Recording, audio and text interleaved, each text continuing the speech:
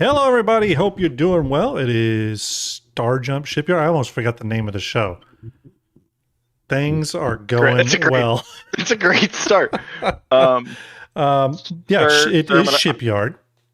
I'm gonna need you to look at the tip of my finger as I move it Yeah, slowly. Just studying checking it, for studying some it. sobriety here. Yeah, I know it's pretty bad. Hey everybody, hope you're doing well. Thanks for joining the stream tonight. I hope everyone's having a wonderful beginning of your week. I hate Mondays, so hopefully your Monday is better than mine. Again, nice to see everyone in chat, all the familiar faces. We got some people, I think, hanging out in the stage audience there on Discord. You get a little pre-show backstage listening in kind of action if you've never done that before. It's going to be a good show tonight. We got a case of the Mondays. Yeah, one of my favorite movies, actually. But it's going to be a fun show tonight. We're going to talk about base building and Star Citizen, or the lack thereof. We'll see. But we're going to go over that. If you are a longtime watcher of the show and you're like, hey, haven't we covered this at length at this point? Yes, we have. We've talked about base building a lot. It is one of my favorite subjects to talk about. So it is something that is talked about often. Okay. Recently, though, I go back and I watch a lot of the old Star Citizen, CitizenCon presentations and stuff. And not the base building one that we got recently, what was that, like 2 CitizenCons ago? But the one that popped up was actually the Pioneer, the Pioneer panel from like I think it was 2018, which went into base building as well. Not a lot of people know about that panel, but especially if you're a newer player. But that one popped up. I watched it. I got thinking about base building again. I was like, you know what? Let's do another show on it. Michael Claw, thanks for gifting out a community sub. Appreciate that. Awesome of you. Thank you for that support. Salute. Before we get too deep into everything, I do want to kind of go over the giveaway for tonight, and that is we're giving away another little kitty cat pack, little Star Kitten kit, which includes the gun, the balaclava, all that kind of good stuff in the Star Kitten paint. If you want to get in on that and you're over on Twitch, it's very easy. Just go do !ticket or !ticket space max. If you're over on YouTube, you know the deal. There is a link pinned to chat. All you got to do is go to that link. There's my new player guide video and leave a comment on that video. It can be hi, hello, how are you? Whatever you want. I'm going to pull a random comment from there.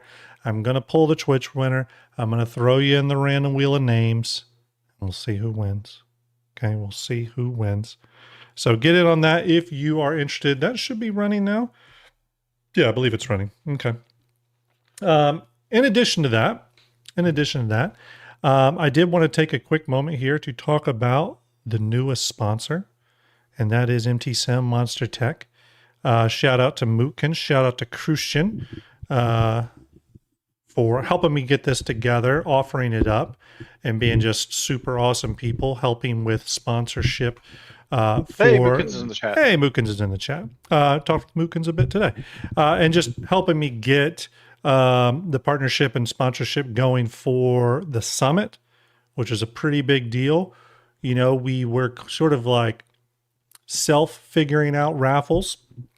Shout out to James over at Icon City for offering up a stream deck and stuff. And, Mookins hit me up and said, hey, we should partner up. This could be really cool. And they have been great supporters. So I appreciate it.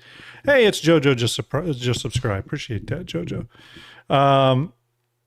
Thanks for that support, buddy. Appreciate you. Everyone, make sure you go watch JoJo's or go subscribe to JoJo's channel if you haven't already. We'll give you a shout out there, JoJo.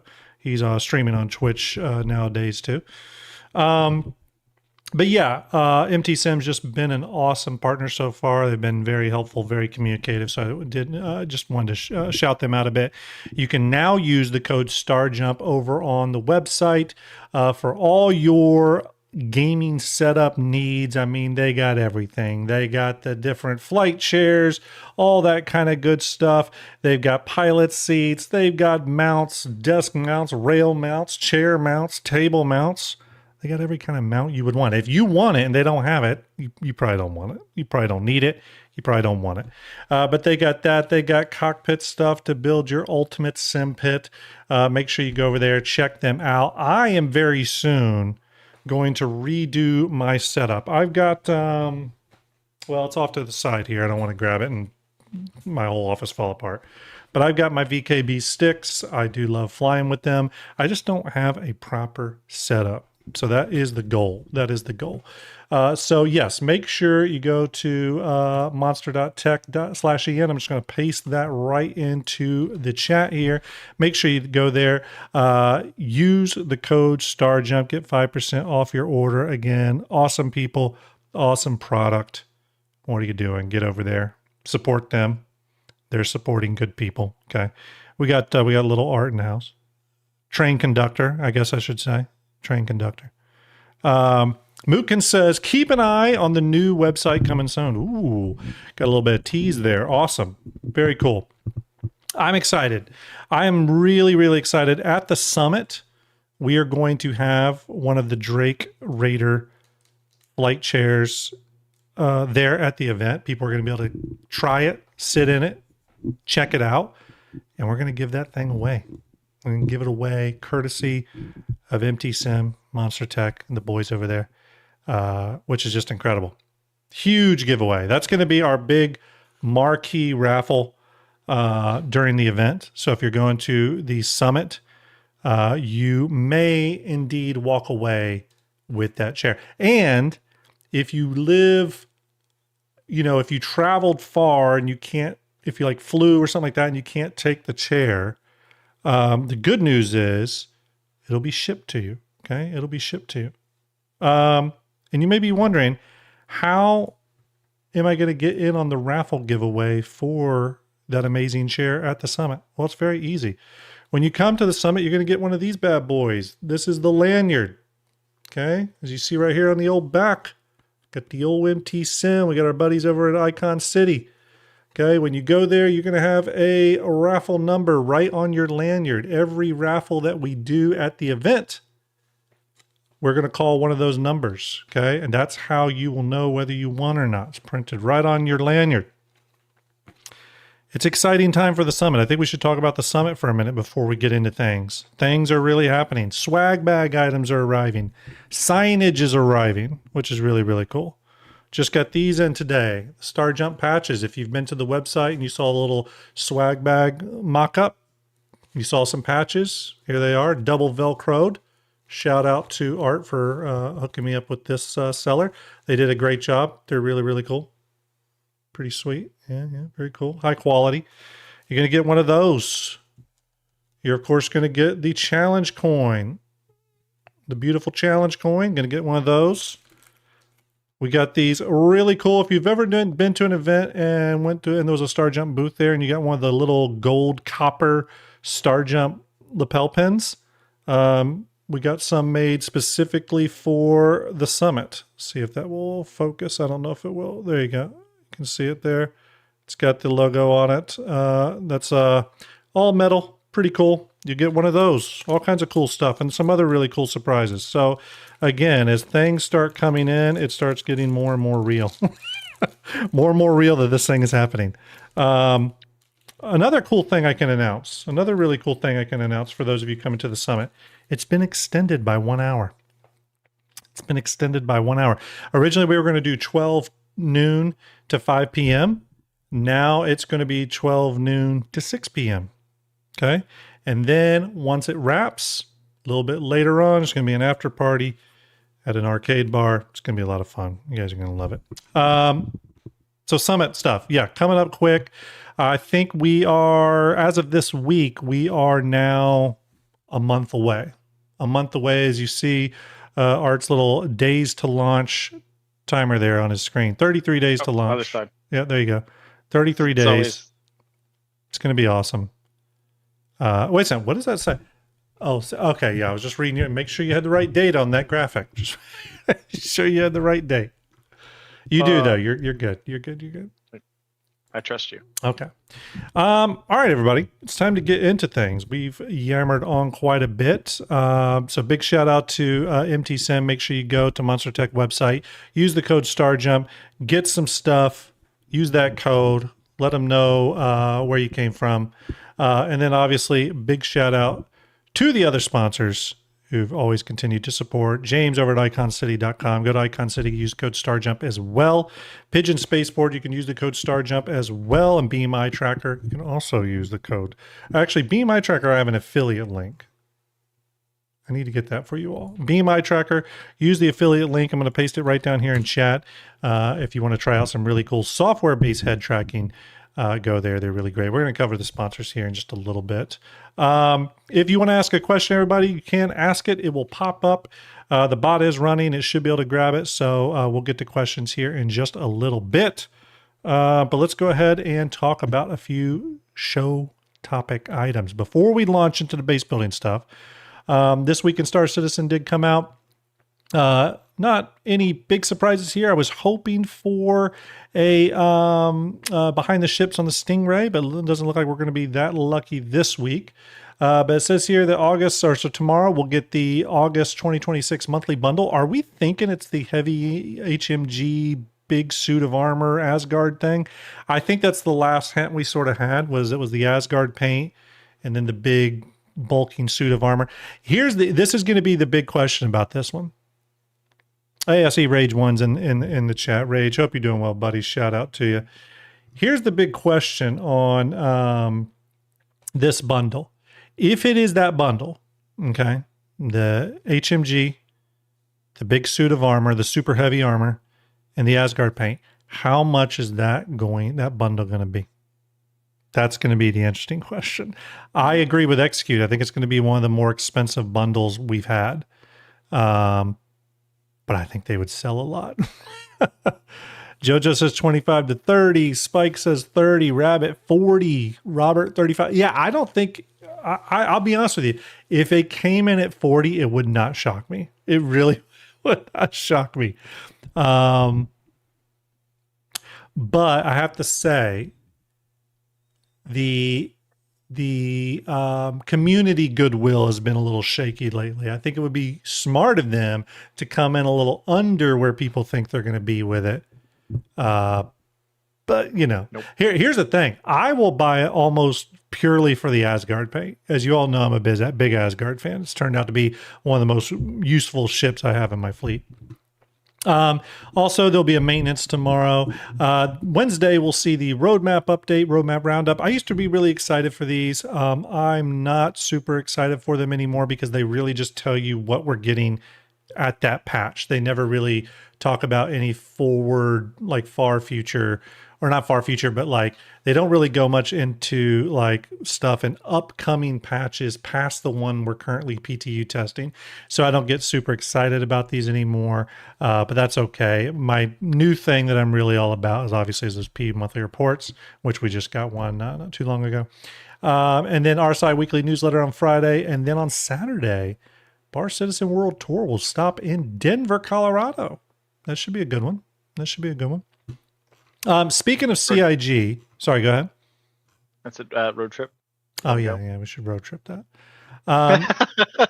That's a cool image, by the way, this community image. Speaking of CIG, I want to shout out the CIG community team. You got your pillars. You know what? Look at that. Look how. Yeah. No, I just want to say, look how much that they match. I know. Hey, I'm rocking this today. I'm rocking the NASA Cup. Big shout out CIG, the community team over there, for setting me up with some additional ship raffle prizes for the summit. Again, the community team always stepping up to support these Bar Citizen events and stuff like that, which is really, really cool. Okay, so that is This Week in Star Citizen. We already talked about the giveaway today. Again, make sure you get in on that if you can, or if you want. We are giving away one of the Star Kitten kits. If you're over on Twitch, it's !ticket to get in on that. If you're over on YouTube, you'll see the link pinned to chat. Just click on that link. Go leave a comment on my new player guide video. It can just be hi, hello. It can be a single word thing. And I'll pull a random winner from both, but same in the random wheel of names. If I can talk tonight, we'll spin it. Someone will win. Someone will walk away with it. Okay. it's time to get to the main topic tonight. I'm just going to make sure I've got kind of everything set up here, which I think I do. Okay. What are we talking about tonight? Well, we are talking about base building. Okay. Specifically with base building, we are talking about the possibility that it could come in 2027.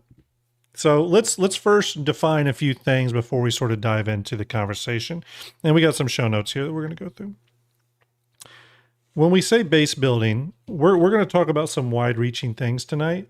But when I say is base building coming in 2027, because I know there's going to be some people out there that immediately go, "Oh, Grimm's high on hopium. He is stoned out of his mind." I just more mean, is it possible that we could see a tier 1 level of base building, okay, for 2027, okay? So I don't necessarily mean this, what you're seeing here. I mean more something like this, like single building construction, small stuff, right? Artoria says, "Is he cutting out for you or just me? Am I cutting out?" It's just every once in a while. It's just for like Well, that's not literally good. like 2 seconds. But it might be. Well, it 2 might be seconds is a just long on time. Well, it's not. Like, Okay, Twitch is saying it I've might got be on my end. Okay, Twitch is saying I've got an excellent stream quality. Might just be you. I'm going to blame you. It could be just me. Just me. But either way, so when we think about base building, we do have to think about it in context of scope, okay? So the question being is, could base building drop in 2027? Think tier 0, tier 1 level base building here. I'm not talking about what you're seeing on your screen here, where we're going to have these massive, org bases and stuff like. We don't even have org tools yet, let alone org bases. So we're gonna talk about the wide ranging aspects of base building. Okay, we're going to talk about this level of stuff. But I want everyone to keep in mind when I say base building 2027 ? I mean any level of base building. Okay.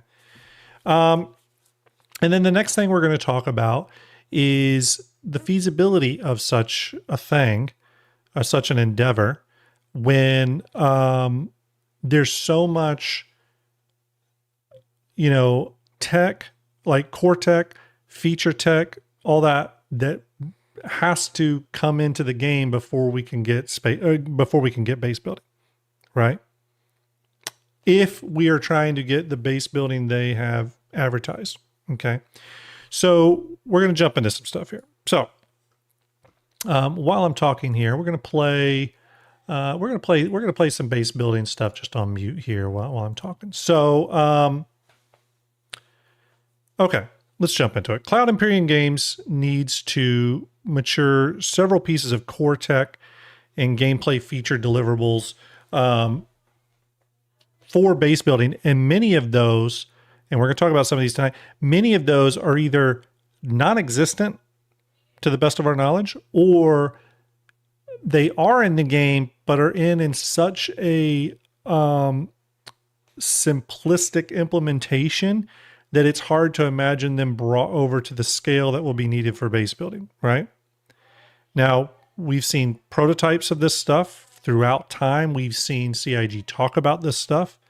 I don't know what the earliest was that they talked about base building, but I can tell you right now that when they did the Pioneer sort of panel discussion, I think that was 2017, 2018, somewhere around there. We'll look at the exact date in a minute.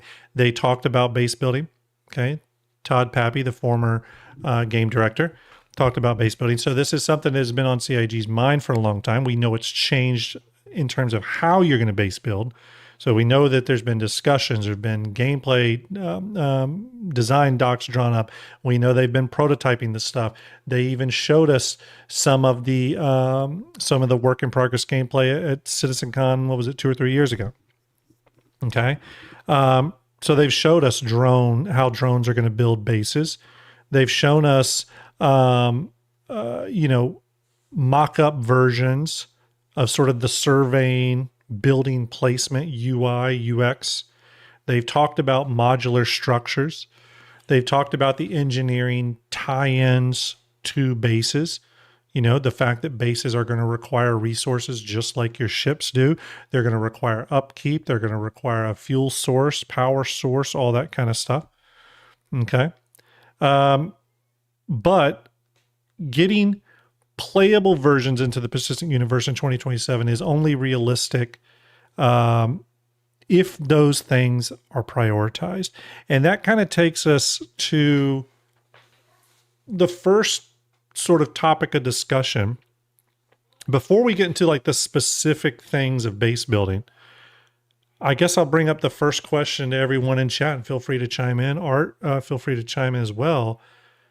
It goes to that last line I said. If they wanted to get even a tier 0 implementation of base building in by 2027, we would need to see a pretty big prioritization of the core tech needed, the gameplay feature tech needed, and maybe that has been happening. Okay. I want to share something that it's JoJo TV just sent me, which I think is pretty great. Someone on Twitter or X said, is there a team actively working on base building right now? And Nico, this is probably from Nico's post where he said, he did sort of an Ask Me Anything today where you could send him any question on Twitter. And he put this Shrek gif, which I thought was, look, is there a team actively working on base building right now? I would think so. We know it is a major thing that CIG does want to get into the game. I think they've been working on it for a long time. The question is not if they're working on base building. The question is, how prioritized is it?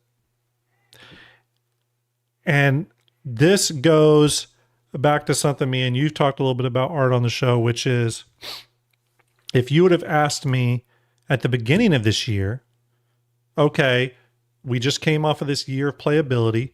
Now we're going into a new year. Maybe they're going to focus and prioritize new features. Hey, it's possible we could get base building at the end of 2026 or in 2027. What we have seen from this year has been something different. And I think it's a little bit on CIG, and I think it's a little bit on the player base. And what I mean by that is that struggle that we've talked about time and time again of, are you playing for now or are you playing for later?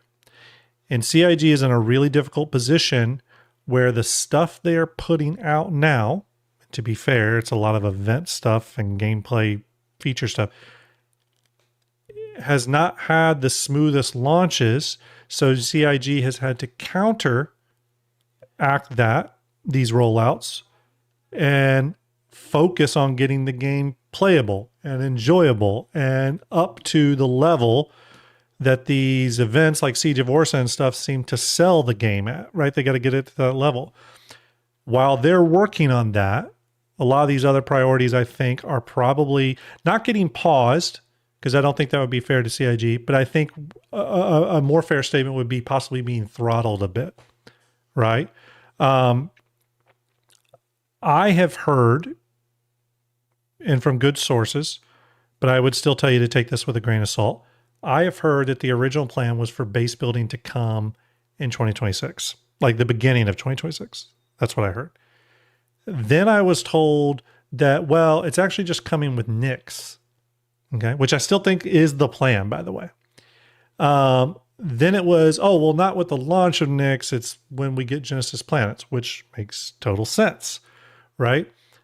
Now that's, while we're waiting on Nyx 1 and these first Genesis Planets. But either way, base building was supposed to come for a while. So the question is, and Art, I would open this up to you, is do you think the current state of the game and CIG's wanting to focus on getting the game playable, especially heading into a Squadron 42 launch, will push base building further out past 2027 and possibly into 2028? What's your thoughts on that? And when I say base building, I'm talking tier 0 initial implementation. Right. I know space stations are years away. I would say that it depends on honestly how much that they have done in the background, especially with things like Genesis, dynamic server meshing. A lot of that stuff is going to be playing a factor into how far they've progressed those tools. We've seen kind of what they already had, showed us in the CitizenCon, the real quick update with the drones and stuff like that, and that kind of little playthrough that they showed. Yeah. So there is some tech that's there, but with everything that we've been having issues with how performance has been, with how new stuff has come in, had to been readjusted, or things that were supposed to be here, a month ago are still getting pushed back. There's no way that it's not being pushed I back needed to further. sneeze. Sorry, go ahead. I'm done now. You can. No. You have to restart. That was a sneeze. I messed the shot. No, I'm just kidding. Yeah, I mean, I think that's a great point. I mean, let me ask you this then, before we sort of jump into the minutia of it. For an initial base building implementation, like the first version of you that we would get, what would you hope it is? Like, what form would you hope that it takes? I would like to see something very small, so that we are not, like you had said, like a very small, maybe like a one room kind of setup. Maybe it's a crafting or some sort of fabrication building that we're building, that we can build a bed in it, so we can spawn there or whatever. Perhaps just a handful of like archetype buildings. A power generation building, a habitation building, like just a couple of options that get where they can be tied together. Yeah. So you're testing that, and then just being able to dynamically go from one server to another to interact with those. Yeah.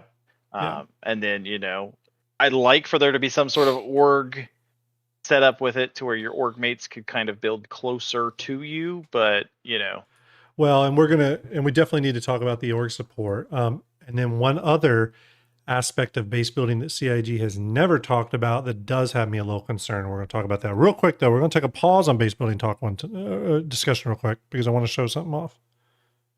And those of you who are going to Summit will be interested in this. You all see Rage 1 in chat. Everyone give Rage 1 an 07. He's part of our Summit strike team. But Rage 1 has created some really cool stuff that we're going to give away, a few of them, not all of them, a few of them at the Summit. And I'm actually going to switch to my full screen face here for a second. Okay. These are metal posters that will be given away at the Summit. Hopefully you can hear my voice at the Summit. These things are, stupid green screen. They are metal. They're like a thick printed metal. And they have some really cool Star Citizen scenes. They got a cool magnetic strip. If you've ever checked out stuff like Displate, these are like Displate, only better because they're from Rage 1. The quality is awesome. The print is really good. They're heavy. You could probably hurt someone with these. We're going to be giving some of those away. The STARJUMP show is in no way condoning anybody take one of these and hit anybody over the head. No, I wouldn't hit anybody. Make sure that's perfectly clear. Like, you could probably hit somebody with no. You heard it here first, folks. Don't do that. Not condoned by art. Not condoned at all. It depends on the situation. If the apocalypse happens, let's clarify. The apocalypse happens. Zombies have overrun. You can use them as a defensive weapon. They make a good shield. They make a great shield. I'm just saying. But yes, Rage made a bunch of those, which is super appreciated. And other people are making some cool stuff too. Boats or Old Bosun in chat is making some really cool STARJUMP Summit things, which are going to be a lot of fun. So big shout out to everyone. Got some good stuff coming. Okay. Let's jump into this. Let me get my windows up here. Let's talk about one of the first things that I think we probably are going to need for base building. CIG hasn't commented on this specifically, like if this is a requirement or a bit of feature tech that needs to be there, but I would assume it does. Well, actually, this would be core tech. but that is dynamic or quasi-dynamic server meshing combined with entity persistence across the various shards, both in read-only and writable states. Okay, so obviously the static and hybrid server meshing that we have now has been live since Alpha 4.0. Okay, and it's got a lot of good things to it. It supports higher player concurrency. But one thing we haven't seen with it is we haven't seen Starkitect with it, and we haven't seen, obviously, we have not seen base building with it yet either. I am very curious if both of those gameplay both of those gameplay features, or maybe they're considered core tech, I don't know, but Starkitect and base building, I partially do wonder if they are required, if they require dynamic server meshing, specifically because they are such massive lifts for the studio that I would imagine CIG would not want to put it out for static server meshing and then go to dynamic server meshing and it have to be updated.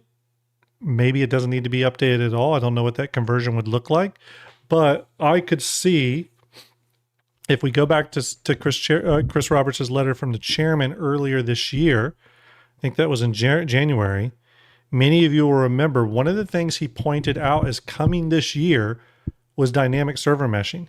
I originally said that's surprising to me, right? I was a little bit surprised by that. And when that was said, I kept thinking to myself, man, they're really pushing that quicker than I thought. But it starts to make sense when you start to look at how they're prioritizing or want to prioritize base building, right? Specifically with how bases work across shards when it comes to persistence, right? So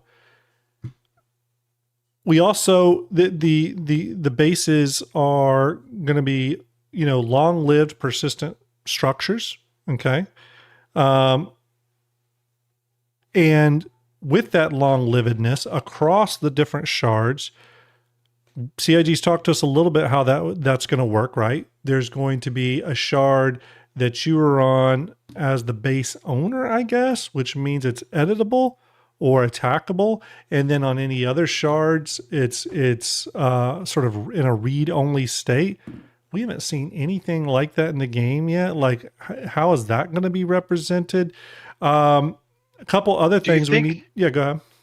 Do you think that maybe they would go with what they kind of talked about a while back with the apartments? Do you think maybe that would be a good startup for Starkitect?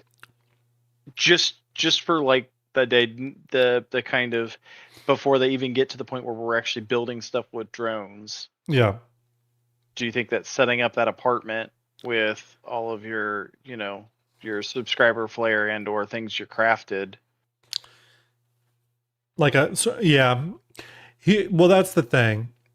And this is sort of the problem with base building. You could for sure test one element like that. So for example, if you were like, okay, everyone, we're putting in base building tier 0.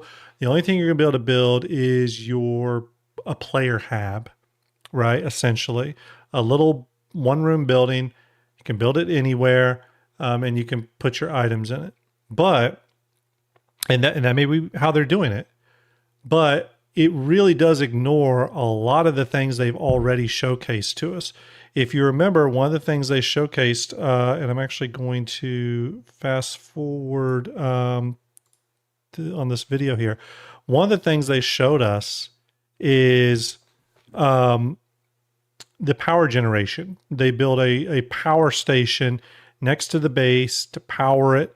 So we know that bases are going to tie in to the resource management gameplay and all that kind of stuff. If just putting the habitation is to test essentially the building UI itself, that may make sense. But I think the interesting thing about base building and what actually makes it a gameplay loop is the fact that the buildings themselves are kind of like ships.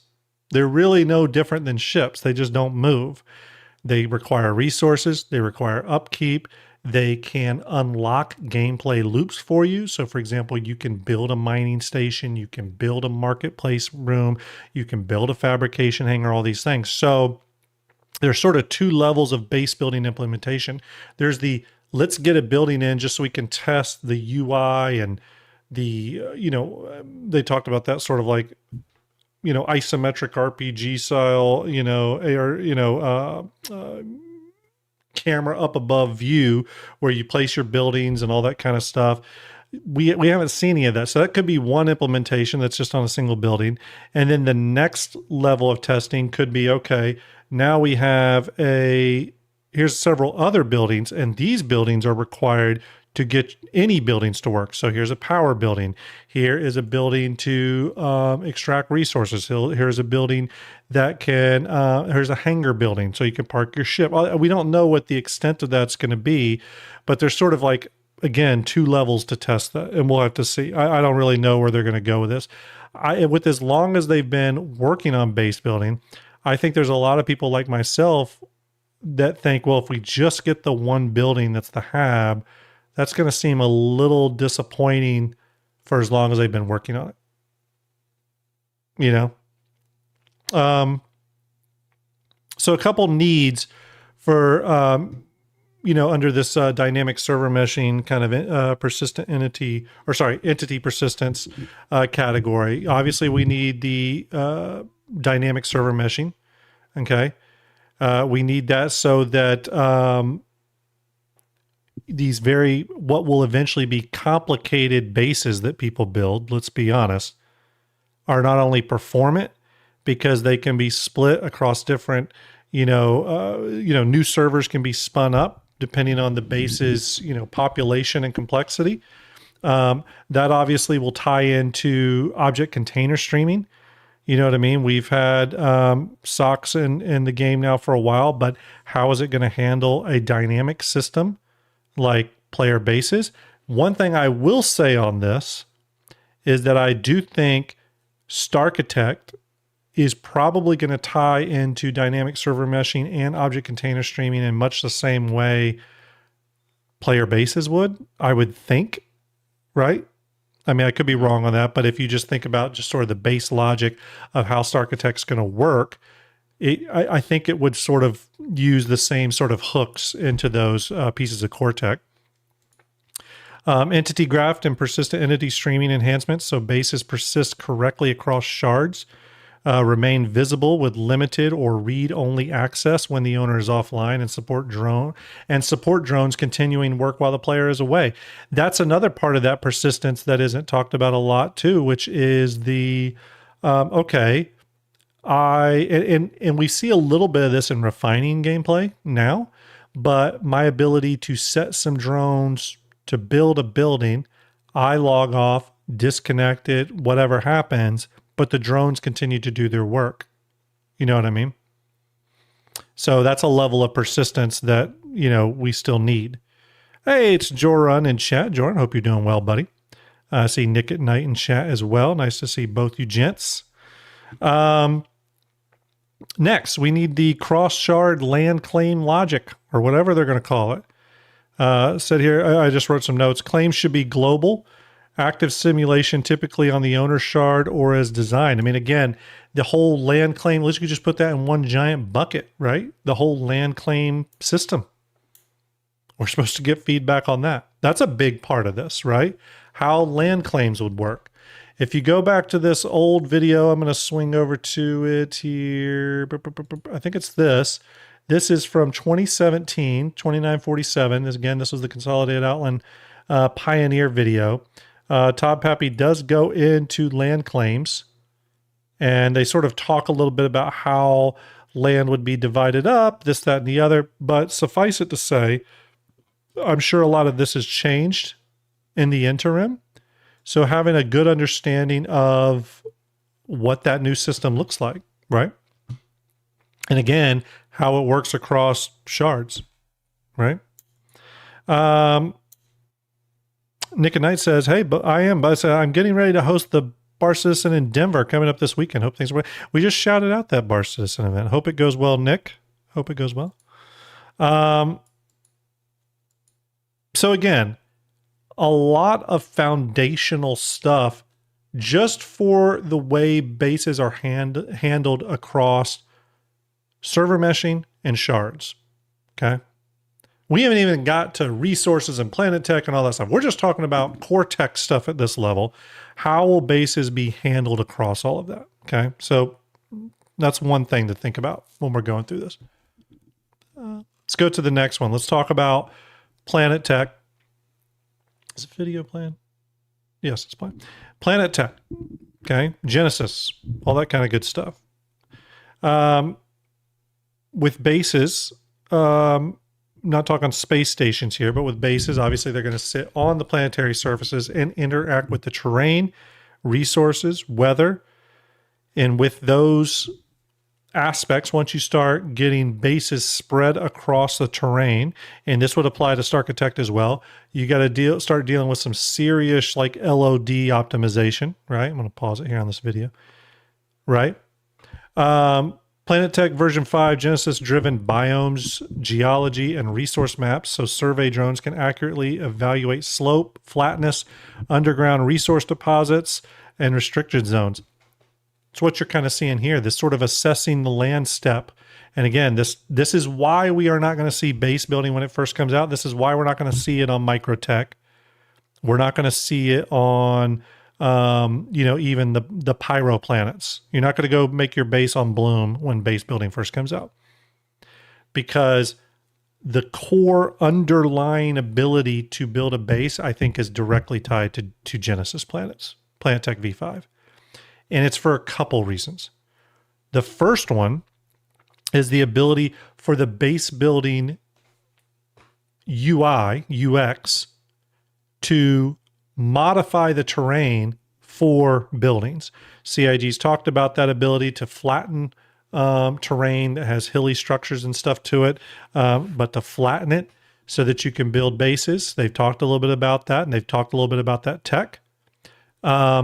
But also, 9 times out of 10, when you're building a base, especially an org base in the future of this game, you're going to be wanting to build it in an area where there are resources. And that doesn't matter if you're an industrial org or not. If you're a big combat-focused org, you're going to still want to build your bases on areas with abundant resources, because you're going to want your base to pull those resources to sort of keep itself running. Right? Cyborg Dragon with the hydrate. Thank you. You're going to want those resources for repairing your combat ships, much like you're going to want all those resources for industrial ships if you are running an industrial org. Okay. Right.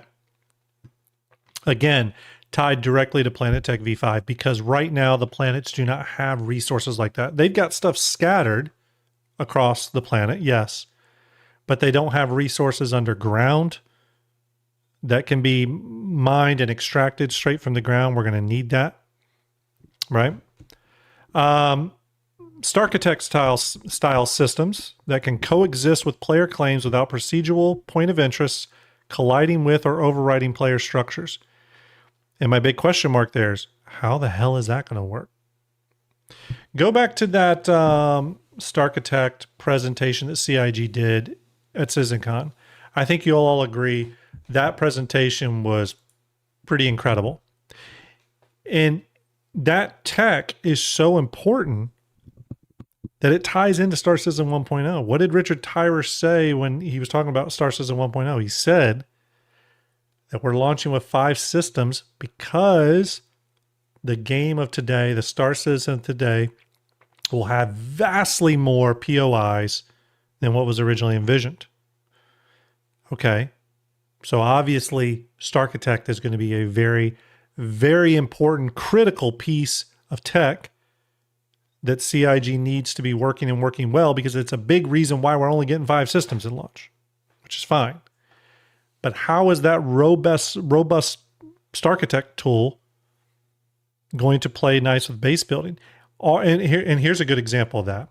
Will StarArchitect, if it's going to be making thousands of POIs across a planet, is StarArchitect going to take all the really cool, nice locations? I'm not talking resource locations. I'm talking about just nice vistas and really cool places you would want to build your base. Is Starkitect going to take all those? Because CIG goes, oh, this is a cool Starkitect area. Because I'm sure they're just kind of mapping general locations for Starkitect to feed off of. You know, do we want Starkitect on every single planet? Maybe there's room for just completely uninhabited, barren planets. I don't know. Right? But that's still a question, is how will Starkitect play with base building or land claims? Let's just say land claims at this stage, right? I think a big one we got to talk about goes without saying, and it'll be interesting to see how this ties into Starkitect, ties into Planet Tech, ties into dynamic server meshing, all this. But that is proper streaming, LODs, and performance for player buildings. Again, remember, right now CIG can sort of keep a tight leash on what they're putting in the game and how it's optimized. Okay, we referenced this on last stream. We just talked about the Idris, right? And how they weren't going to make the Idris available for free flight for performance reasons. How is that going to be managed with player bases that I can promise you people are going to go crazy with? And then add on to that the decorator mode, which CIG's talked to us about, where you're going to be able to decorate all these buildings with the thousands of things you gather in the verse. Right? That's a very real concern. Now, like my previous stream, I don't so much worry about performance of the game at this stage. I have several friends in game that work in the game industry. I went to school for game design. If we take the alpha moniker of this project on its face and say this is an alpha game, I'm not expecting high performance yet. The game will need to be optimized. There's going to need to be a phase during beta where they focus on optimization. But I would throw that over to you, Art. Do you have any concerns when it comes to Starkitect and player bases? Or let's just say the mass amplification of POIs across these planets. Do you have any concerns based off the game we played today? I mean, I guess it would depend on how much Starkitect kind of adjusts what's already there, kind of POI wise, because things are pretty spread out right now. Just because there's a lot of them doesn't mean that they won't be clustered into groups too. Mm-hmm. So you might see, certain mining facilities around a valuable resource node, or some logistics stuff near other points of interest that are tied in with logistics. I think that it'll depend on the type of planet. Mm-hmm. Will determine kind of like maybe the spacing on what's allowed. I think there's going to be some sort of barrier or some sort of in-game UI rule or function to kind of block people from building close to certain POIs. Okay. Just so you're not gatekeeping. Like there's some sort of restricted boundary sort of thing. Absolutely, yeah. But I think it's going to depend on the type of planet. I think it's going to depend on which system we're in and stuff like that, that you'll be able to have that. So I think there's kind of already I would hope there's a plan already in place with that. And they're just kind of waiting to kind of see where Starkitect kind of puts things at. Yeah. Yeah. With the Genesis tied into it. Well, G Cubed on Twitch chat brings up something. It says, so just to reference Star Wars Galaxy, because that happens so little, which it does. Star Wars Galaxy does get referenced a lot. In Star Wars Galaxy, you had a max number of plots, somewhere around 10, and buildings each use different amounts of plots to place, or each building's required certain amounts of plots to place. So you were limited in how many you could place. The weird thing with that, though, and why I don't know if CIG's going that route, although they might, because I think they need to come down to reality, is I go back to this image, right? CIG has showed us in videos these massive sprawling bases, not only just centralized locations like this, but then they've showed us how the cargo elevators are going to be chained across a planet with like multiple bases from a building. Okay. What was that big space station pull out the end where they showed multiple space stations attached, which I think is crazy. I don't think it's necessary actually for that, but it doesn't seem like CIG's envisioning any sort of like limit to base building. But I do think GQ brings up a good point here. Maybe there should be a limit. You know, per maybe there's these little sort of like bubbles where you can build out a base as much as you want, but then after that bubble there needs to be a break where there is no buildings to give the players, let's say you're flying over in a ship, you might have a base sort of materialize at low LOD and then medium LOD and then high LOD and stuff, and you're flying through. But if you just have a continuous stream of that stuff, all being streamed in constantly, I do not see how that is possible from a tech standpoint. Well, I think CIG is going to have to give bases breathing rooms or a bit of breathing room. Yeah, and I think there's going to be different types too. I mean, your organizational base, which is what I would argue is showed here, is an org style base, would be vastly kind of superior than to a single person base. I don't think, and I think I wonder if the population of the org itself will tie into how much you can build. Almost like based off the size of your org, it gives you a certain sort of amount of building credits. I don't know what the word would be, but to prevent, say, an org of like 4 people building something like this that they'll never be able to defend or protect, or it would just be this would be the size of maybe 100, 2, 3, maybe 400 people in an org. Do you think that would go over well with the community based off how CIG has sold base building at this stage? Probably not. Yeah. I'm hoping that base building. Let's talk about the buildings themselves for a minute. I'm hoping that because CIG has been able to work on these buildings, these modular buildings for so long, that I'm hoping they have the same benefits that manufacturer kits have with ships. Or let me correct myself, on how manufacturer kits will have with ships moving forward.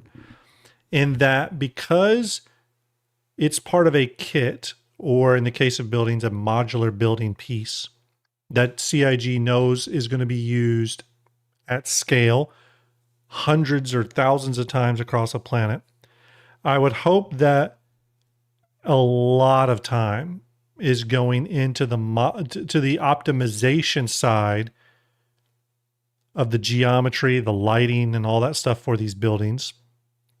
So with the intent that they need to be performant.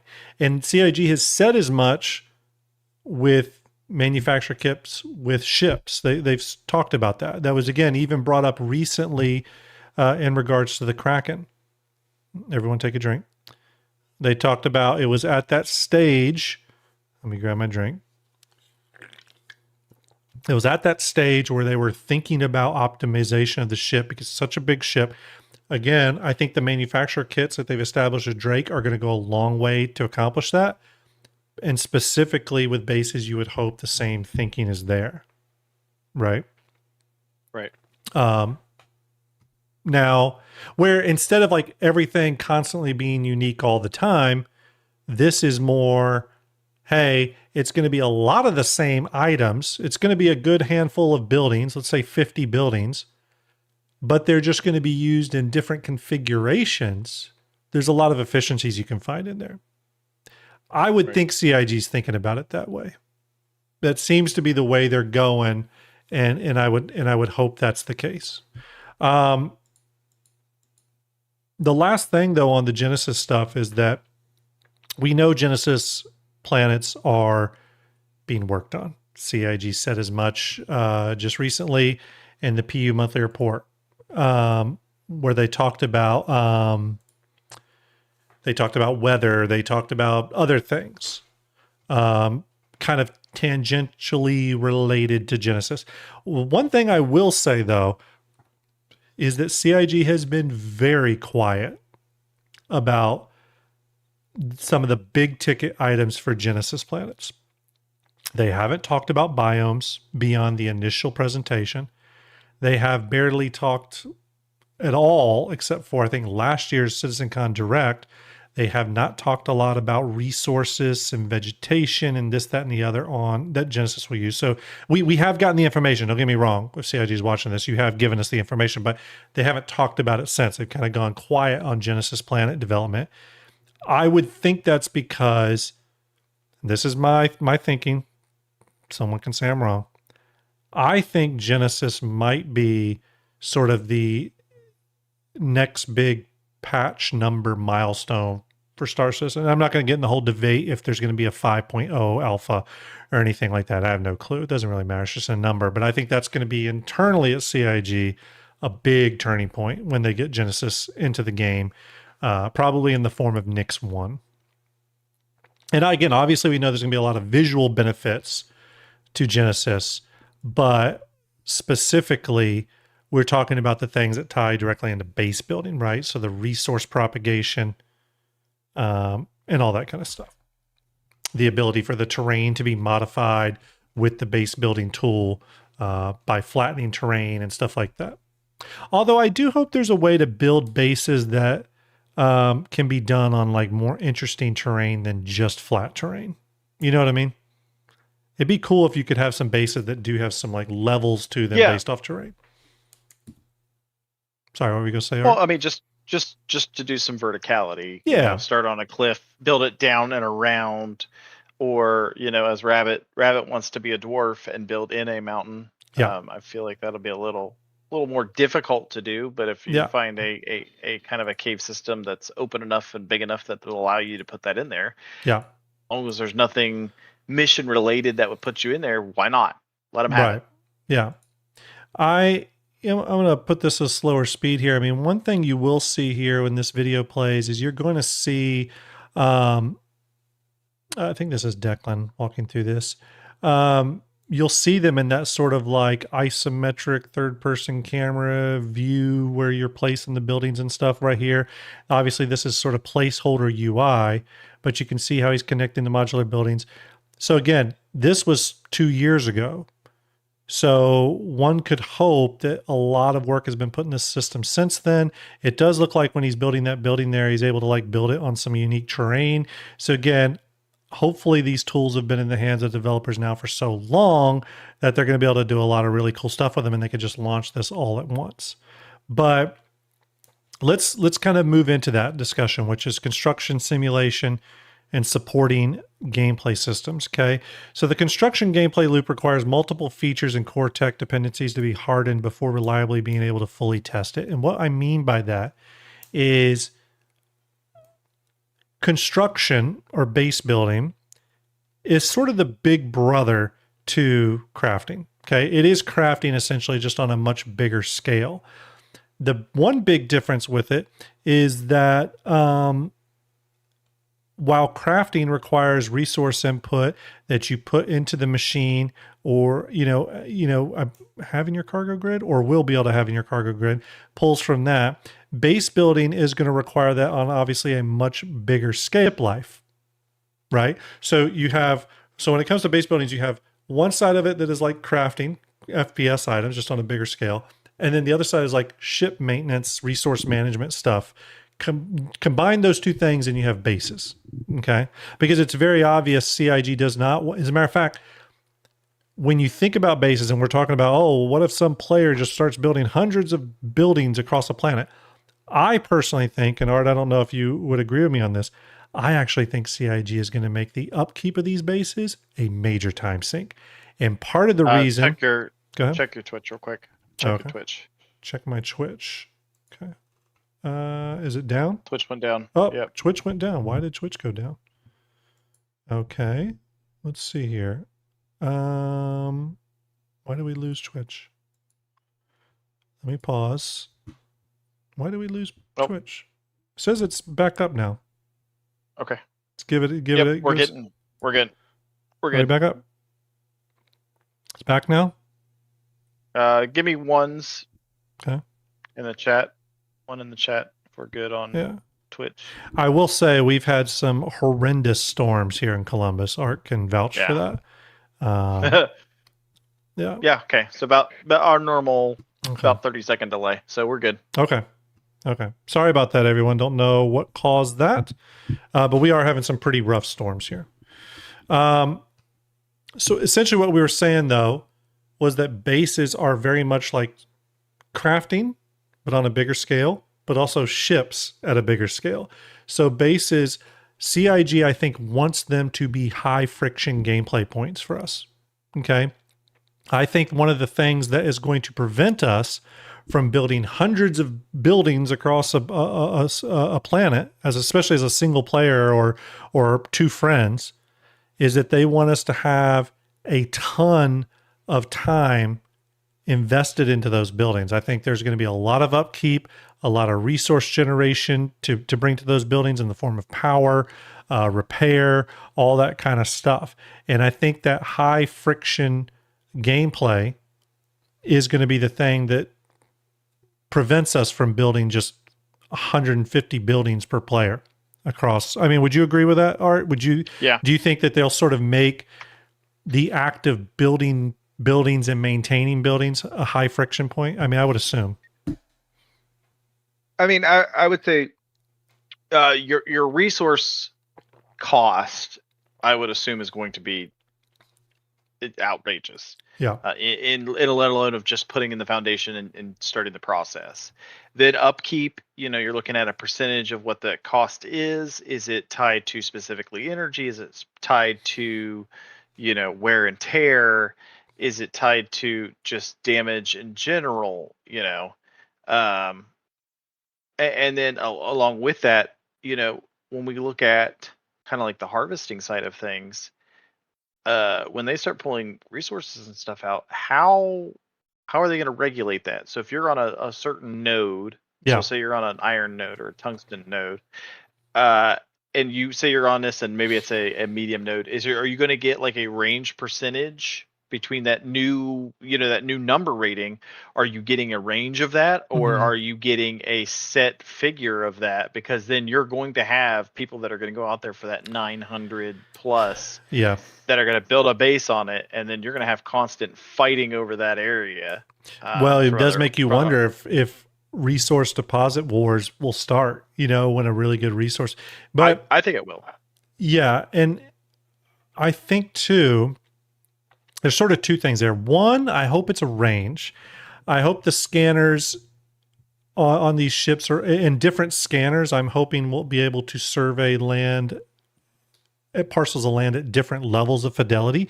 If you upgrade your scanner to like the highest level, that range narrows, right? Gives you very specific, resource quantities and stuff. But at the same time, another point is, are we back? Is Twitch still up? I'm just checking. Well, it's saying, you know what? It's saying unstable. We just got another notification. Oh, yeah. It's saying unstable. Is YouTube going down at all? Or is it just Twitch? No, YouTube's solid. So it's just Twitch is being not just great Twitch tonight. I can tell you right now, I haven't lost internet. Let me check the weather. I had it pulled up. We were looking like getting hit. Yeah, I was showing excellent connection. Now I'm showing unstable connection on Twitch. Sergeant Perry says never went down here. Everyone, I'll just say, for those of you on Twitch, if it is a little in and out tonight, I do apologize. YouTube is holding solid. Twitch is giving me everything from excellent bit rate to unstable bit rate. I'm not sure what's called. It could be on Twitch's side. That has happened to me before, but it is pretty rare. Um, I've got fiber internet. I've got 5 gigabit up and down, so I've got really solid internet, and I haven't lost internet connection. Um, so we'll just keep trucking.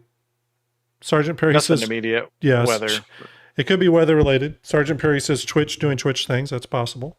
Um, so yeah, I mean, ultimately though, um, I think it's going to be bases are going to be something that really require a major time sink for people. Again, think crafting and everything you have to do to craft that gun expanded on a massive scale, even for simple buildings. Now, remember, CIG did say that for building a single building, they want that to be done in like a small building. They did say they wanted that to be built in a single gameplay session. Now, what does CIG consider a single gameplay session? I do worry CIG considers that to be like 3-4 hours. I would prefer a single gameplay session to be considered more like an hour and a half. So I don't know what to say. Couple other things though. Just going into sort of this construction stuff. Timed resource consuming drone construction, small, medium, large, and XL drones tied to vehicles such as GravCart, CSVFM, Starlancer build, of course, the Pioneer. Drones must gather nearby materials to work in parallel, continue offline, and handle interruptions cleanly. We talked about those drones, and we talked about the ability, if you remember, one of the things that was asked by someone, I believe, but CIG, I think, does need to give us more clarity on it, is let's say you go to an area to build. Let's say you're in your Starlancer build, and I release the 2 drones for the Starlancer build. They go out, or 4 drones, however many has it. They start building my base. Can I leave in my Starlancer build and go pick something up at a nearby landing zone and come back? The issue with that is that the CIG said the drones have to reconnect with the Starlancer to resupply themselves. Or can I and the Starlancer drop off cargo in the build area and the drones go back to the cargo to resupply? Because CIG also said you'd be able to do that. They said you would be able to have cargo in and around the area for the drones to feed off of. So we've kind of gotten a couple answers there, and I don't know if they're both right or if there's a conflict there. I think maybe they're both right in their own way. I would say Yeah. that the ship needs to be there to kind of manage the drones itself, because that's your hub point, is using the ship to control those drones. And then, it will pull the resources from the area if they're not directly tied to the ship or they're not marked for that, would be my thing. So I think it's a kind of an in-between of the two. I mean, now granted, you could be working on a smaller building. Say you're using the build, there initially. Well, maybe you're building a small building with that build. And if you had one of those, the handheld, the walk behinds there as well, could you then transfer it over to that one while it's working and then take the build somewhere else? That would be a theory. Sorry, everyone. And during this stream, I've developed what feels like a cold. Yeah, I mean, it's a good question. And then what do the drones do when they're done? Do they just loiter and wait for you to return? If they are loitering, do they run out of fuel and crash and damage? Because drones are technically supposed to be physicalized too. We know this because it's been inferred with other drones. Again, and that's a whole other aspect that we haven't talked about, which is drones. Now, I do personally feel, sinuses are fun. I do personally feel that base building drones are going to be a little different than other drones in the game. I think base building drones are different in that first off, they're never player controlled. You're never going to be interacting with them that way. And then they're also going to be almost sort of like just pre-programmed to do their thing. So I don't think the drone tech when it comes to bases is all that complicated. You set where you want the building to go. The drone just does its coded out run to that location, hovers in the center point above it, and it does the hologram effect, right? Pretty easy there. but still something we have not seen. Um, Next one, power and resource simulation, power and resource network simulation. Generators of different types, connections, upkeep, fuses, consumption for atmosphere, lights, doors, extractors, refiners, fabricators. This is all the stuff talked about in previous, or actually, let me see if I can find that. I think it was up here. Sorry, everyone. I'm going to, yeah, right here. This is a good place to pause. CIG talked about these bases needing to be able to run, essentially run off the resource network. Now, the good news with that is CIG has implemented the resource network to some degree with engineering gameplay that we got. But we even know that's been neutered a little bit. Is it going to come back in full force when it comes to bases? Because I don't think it's going to be just about keeping those bases powered, atmosphered. If you're on a planet with a hostile environment, remember, you're going to be able to build bases on planets with hostile environments. So those buildings are going to need to be pressurized. You're going to be able to need to keep your atmosphere good in there. But I would imagine those buildings, as CIG has stated, will break down over time. They degrade. Okay. So you're going to have to repair. Repair gameplay, upkeep gameplay is going to be a big part of this, right? How's that all going to work? Another one.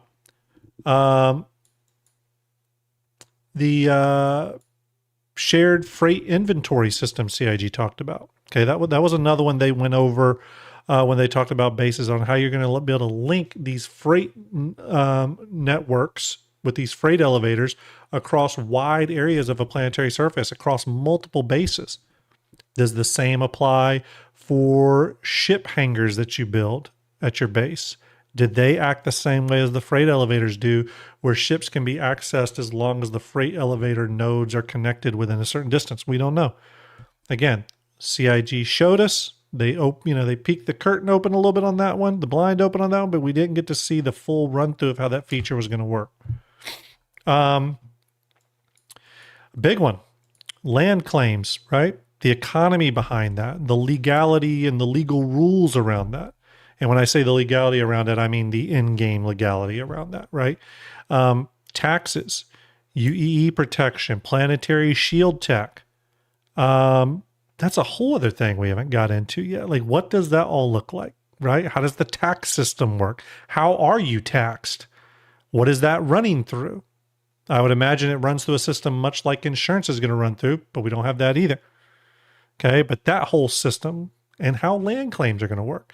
I don't know if you have an opinion on that, Art, with land claims, but I personally think the way land claims are going to work, since it's not really delegated by a small like parcel size or estate size, plots of land. I think the way the land claim size stuff's going to work now is you're going to buy the land claim beacon, right? You will take that out, you'll plop it down on a plot of land, and it's going to give you a taxation rate, probably a purchase price for set area of land, and then a taxable amount for that. And I think you are going to be able to build outside of that. And if you do build outside of that, and there's no restrictions or no other land claims impeding that build out, if you keep building out, that number, that taxation number, and possibly a buy-in number just gets recalculated and continues to go up as dynamically as you build your base out.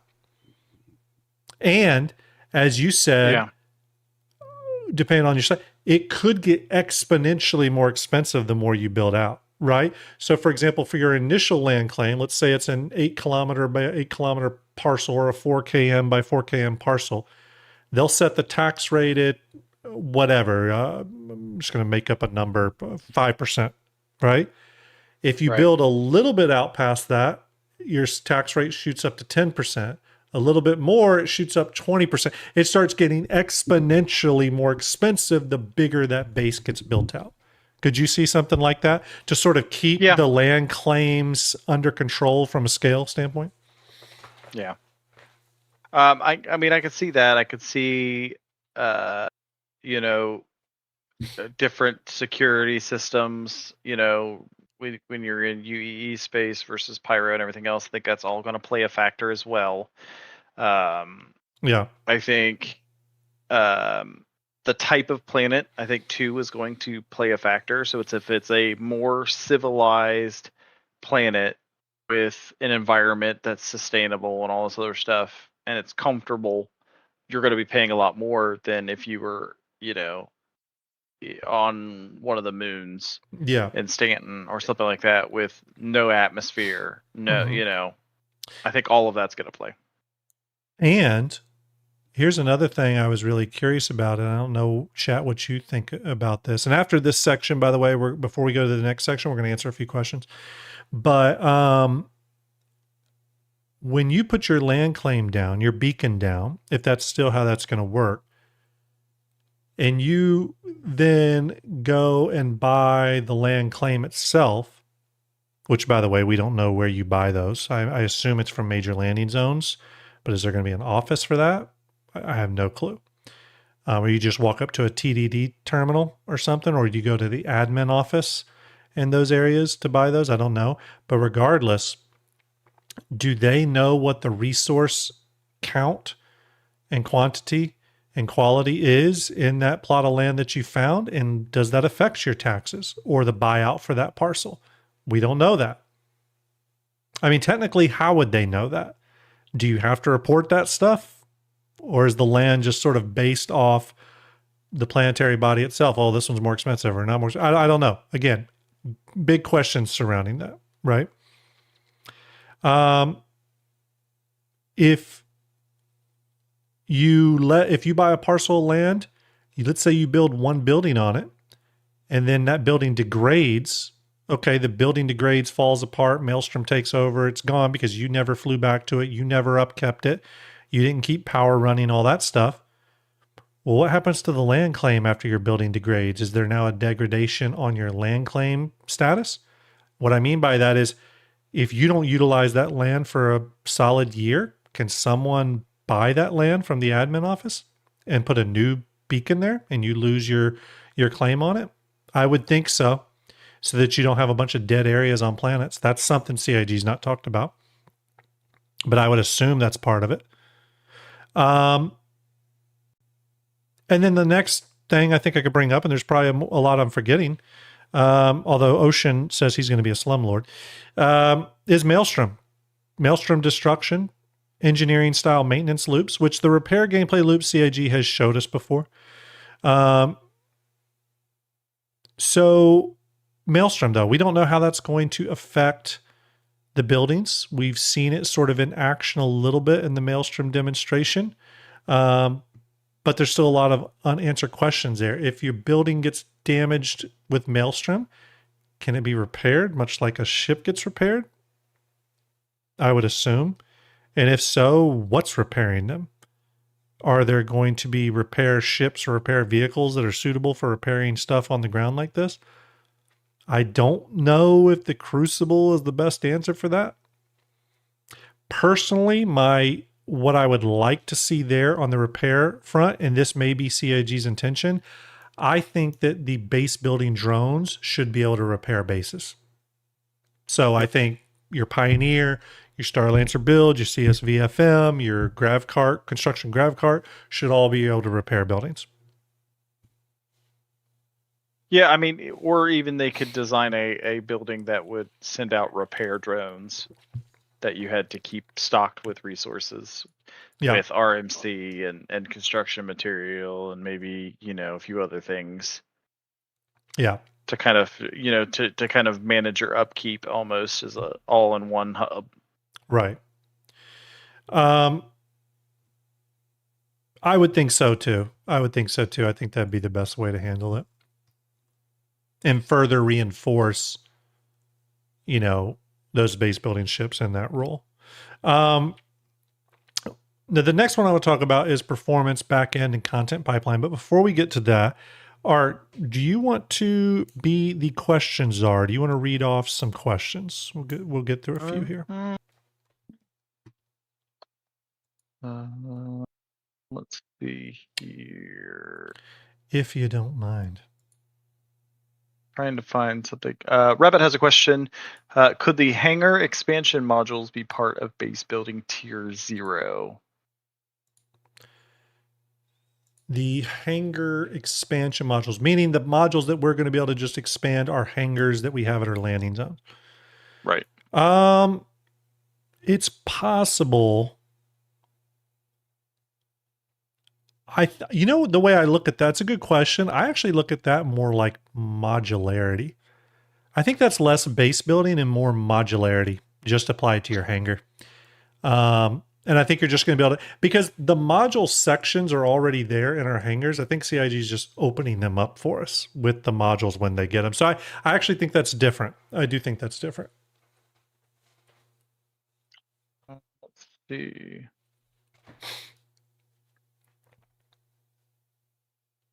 So Cody Fox had one. Do you think when someone puts a land claim, there will be an automatic buffer for a certain amount of time before other people can claim adjacent sections to prevent people from immediately boxing you in? Yeah, I think so. I think there'll be a little bit of a grace period there, sort of a protected status. Now, how far that extends, I don't know. But I don't know if it may not need a grace period. I think it will just, when you put a land claim down, it automatically gets its buffer protection. You know what I mean? Out to a certain distance. And then that just persists. Now, the question becomes, if CIG holds to that ability to just sort of continue building your base out, I think you're just only going to be limited by obstructions in your way. Whether that's an ocean, whether that's another player's base, who knows? But that's what I think. What else we got? Any news about the Forge silhouette ship? No. Citizen Ninja. Yeah, no, it's been sort of, from the best of our ability, it's been sort of paused. Personally, I think it's been probably picked back up. I still think it's possible we could see it this year.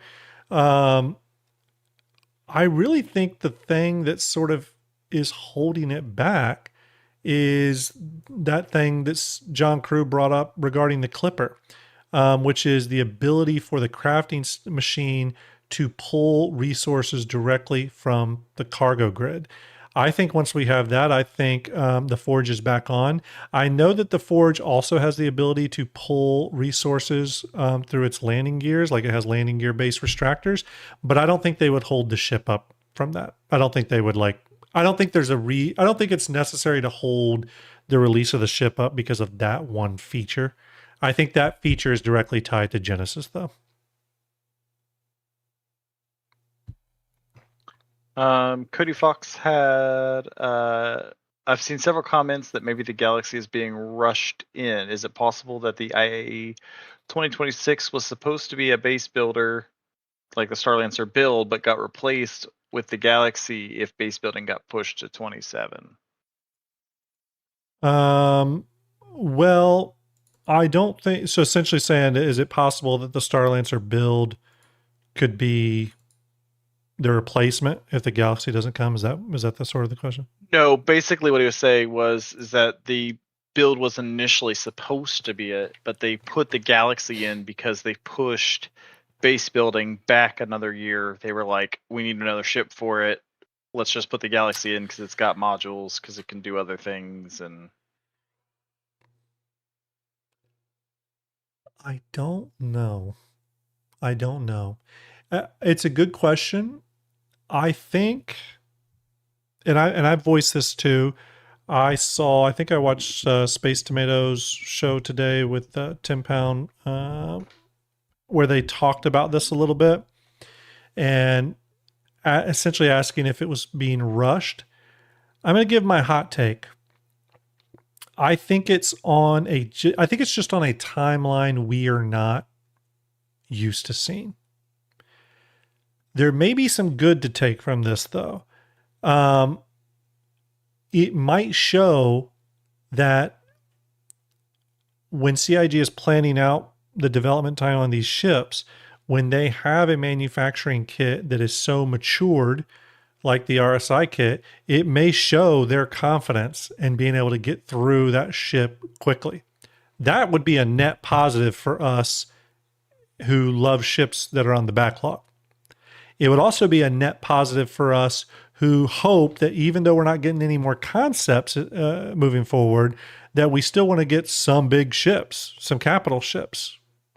Well, to be able to create an entire capital ship in secret without a concept sale to go along with it, that's going to take up a big chunk of your development team for a considerable amount of time. But if you can push through a capital ship in a year instead of 2 years now, or 2.5 years, that starts to really change the math. And what it may mean is for certain manufacturers, based off those manufacturer kits, and I do put a lot of emphasis on on those every stream, but I do think they are critical.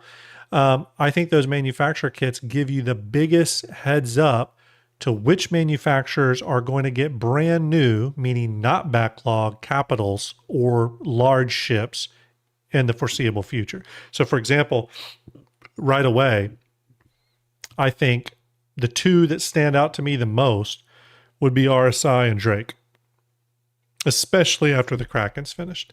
And the Galaxy finished. I think those two manufacturers will have such robust manufacturer kits at that stage that CIG could go, you know what, we're going to build another Drake Capital or another RSI Corvette. They could do that, and it's not out of the realm. I think MISC is probably getting very close to that point. Other manufacturers will follow. Aegis is probably something they could move on, although personally I do think the Aegis kit is going to mature further than what we've seen it. I think it's clear CIG needs to do some optimizations for it and stuff. Yeah, Javelin. I mean, the Javelin does use a lot of the Idris parts, so to be fair. Yeah, next question. These are images of the Galaxy I got up on screen, everyone. Do you think the Pioneer is the next cap ship to go in production after the Defense Con release? I'm assuming they're meaning of the Kraken. The Pioneer, our old friend. It's a good question. I don't think there's a couple things here. I think the Pioneer is going to be in production. Personally, I think it's a 2028 ship at the earliest, 2028. And a lot of people said, no, I know Execute thinks it's next year. I've heard some other people say that. The reason I don't think it was ever intended to be done in 2 years. John Cruz said it's not coming with base building, right? I think the reason it went into development so damn early is because CIG knew it would probably be one of the longest in development ships ever. Like in terms of active development. I'm not talking like pauses and start and stops and reconcept, just like active development. It's going to be a long one. First, and you just got to look at the stuff involved. It's a massive consolidated Outland ship. To the best of our knowledge, there's not a huge consolidated Outland kit. We've seen some hints of a big consolidated Outland ship and squadron, but for the best of our knowledge, it's not a massive kit. 2, it's got a lot of tech that we don't have in game right now: fabrication hangars, drones, ground resource extractors. Yeah, those. And what it had, there was another thing. I always forget what it is. It's okay. Come back to it. Regardless, it's got a lot of stuff that they need to develop alongside with it. I just think that the Pioneer, my earliest prediction for it is IAE 2028. That's how far I put it out. If CIG came out and said that's when they're targeting for it, I'd walk away and go, oh, that's pretty good. It's pretty good. It's an important ship. I'll tell you this. It's one that we don't want them to just bang out and rush through, because the Pioneer is going to be a very, very important ship to unlocking the end game within Star Citizen. Yeah. That being said, we have to kind of get used to what these new ship development times are going to be. I think we're way outside of that world where a capital ship takes 2.5 years now. I just don't think that's the case anymore. And I mean, big tip of the hat to John Crew and Ben Curtis and Mark Gibson and all those amazing ship developers at CIG for getting that pipeline so solid, Doesn't mean that mistakes aren't made sometimes, but getting the pipeline so solid and being able to churn through these, it does mean the backlog is going to get ticked off. What else we got, Art?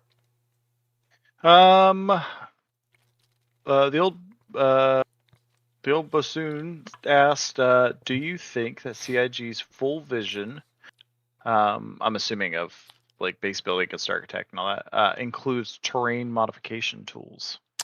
I think it has to. I think the terrain modification tools, though, are going to be mostly out of our hands. That's the disappointing part. I think the terrain modification is going to be tied to the building itself. So, for example, if you're putting down a big building like a fabrication hangar, it's going to automatically flatten the land for the hangar.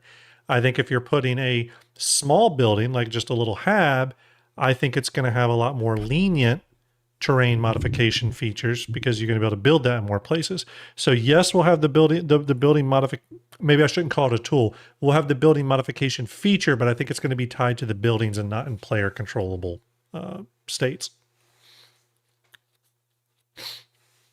Rabbit asked, how do you think CIG will do building in space? Like a green zone around planets with gaps for space lanes? And what about around asteroid belts?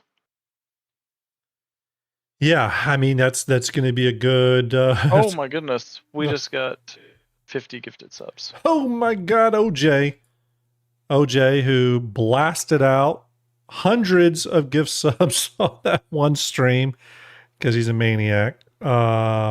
Just blew the door down with 50 community gift subs. Where is it at? I'm gonna give him a double salute for OJ. OJ, buddy, salute to you. I appreciate you. You are going to make it be a very good month, my friend, and I do appreciate that. Thank you very, very much. It goes a long way. It goes a long way, buddy. So I do appreciate it. Everyone, OJ's in chat there. I can't talk. OJ's in chat there. I want everyone to give him an 07 if you would. Supporting STARJUMP and the way he does. It is greatly, greatly appreciated. We got the 007 rocking. Thank you very much for that, buddy. Appreciate it. Appreciate that. I can't find my double salute, but there it is. OJ, you're a legend, buddy. I appreciate that. That's amazing. Oof. I'll give you the pioneer size salute. There we go. Yeah, what were we talking about? I can't even remember. That was too generous. Amazing. OJ's a legend. Modification. Oh no, space stations. Yeah, space stations. I just think that there's going to be regions of space you can build. I do think you're going to have to, there's going to be areas that are just restricted. Those are going to be around, obviously, the major space stations, around, Lagrange space stations. I think you're going to be able to build in the asteroid belts. I think there's going to be a restriction around the gravity well of planets so you don't get pulled down. But actually, I think the space side of base building is going to be one of the reasons I think CIG did it is to really open things up. I think there's going to be a lot of freedom in where you build bases or space stations when it comes to space. So I don't think there's going to be a lot of restrictions there. So what else we got?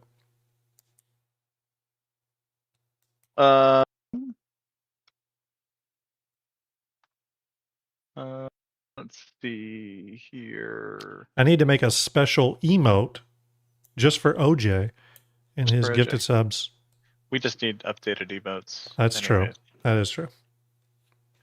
I have worked on some of them, to be fair. I have worked on them. I was waiting for Gin and Tonic to make a comment. I think we've pretty much covered everything. We're good. A couple things were just morally comments that just said questions. Okay. In there, so we're good. Okay, I'm starting a new sub goal, by the way. Okay. Oh wait, hold on. We got a couple more. Frenchburg. If base building requires a lot of resources, wouldn't we need bigger mining and salvagers? So the Arastra and the Orion.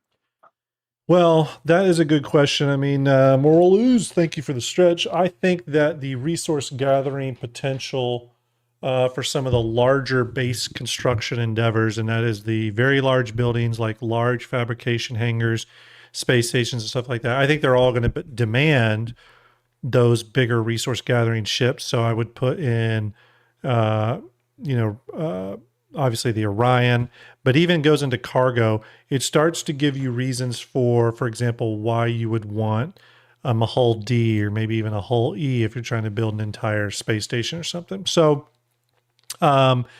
yes, I think it is the path to having a reason for CIG to putting those ships into production, because as you know, right now there's literally no reason to have the Orion in game. I trust me, I own an Orion. I want it to come. I'm not shitting on it, but there's no reason for it to be in game right now. So this would give it a reason. I think that's an important thing. Queso Dip had one. Do you think we're going to see proper passenger transport missions in 2027? No. I think the passenger transport stuff is a ways off. Man, I wish I could show y'all an image. So real quick. So I am working on my own redesign of the Genesis Starliner. I'm just going to say this. I haven't showed it to anyone. I think it's the best thing I've ever done. Out of all my kit bashing, all my messing around, I think the work I'm doing on the Genesis Starliner Mark II is the coolest thing I've ever seen. I'm going to show it to y'all on a stream very soon. All I can say is if CIG was to go my direction, it would easily compete with the Kraken as cool as shit. But I'm just going to leave it at that. I'm going to show it in a future stream. It's good, though. I can promise you it looks cool.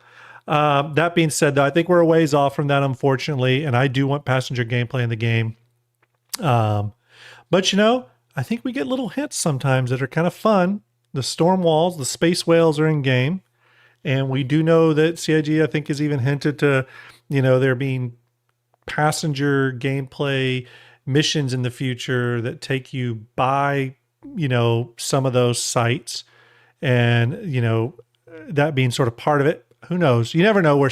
Here's the thing, though, with CIG. As much as I can speculate, and as anyone can speculate, and as much as CIG has said, shit can change. They can just up and decide that passenger gameplay is going to be a major feature next year. You truly don't know. But honestly, I think we're at least 3 years out minimum from any passenger gameplay. What else we got, Art, before we move on to our next section? I think we're good. Okay. Let's take the Mighty Pioneer down for a minute. We'll go back to our base building video. We'll have that playing in the background here. Got Declan up there talking. Okay. Next, in relation to base building, performance, backend, content pipeline. What do I mean by that? Well, we're going to need client and server optimizations for potentially large numbers of player structures, right? Without melting the performance or causing excessive entity, entity caps and server crashes.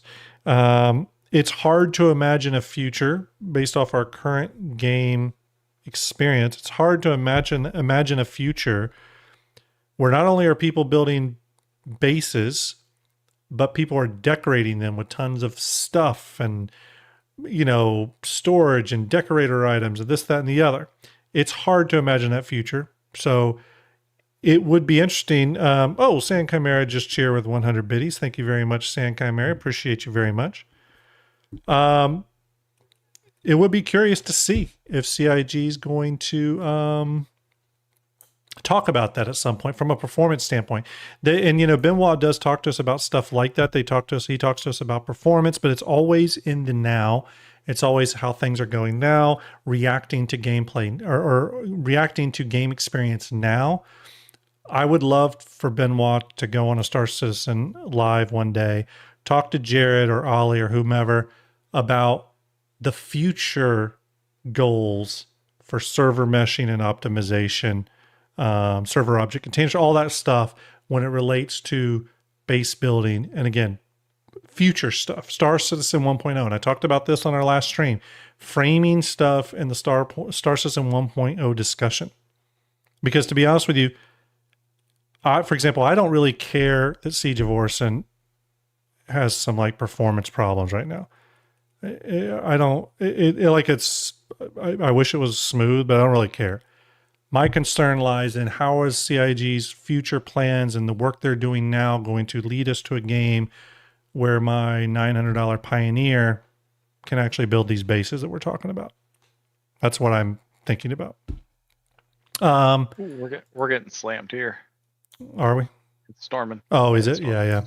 I keep hearing thunder, or what I think's thunder, but it's actually not. It's my daughter roller skating in our house, which she's not supposed to do. Back-end claim management, insurance, long-term persistence. Okay. Buildings are going to be a major crafting endeavor. How are we going to properly test that? In an alpha environment, is that persistence going to be there to test that? I don't know. I would think so. How's insurance going to work with buildings? We know it's going to be part of the building system, right? And then, of course, the entire back end to the claim management system. When you acquire a claim, is that part of is that like account bound? Or is it like we talked about earlier? Does that claim degrade over time? Is that how it ties in with taxes? You're not paying those taxes, your claim itself degrades. Don't know. Let's see. Again, it's important to note though, that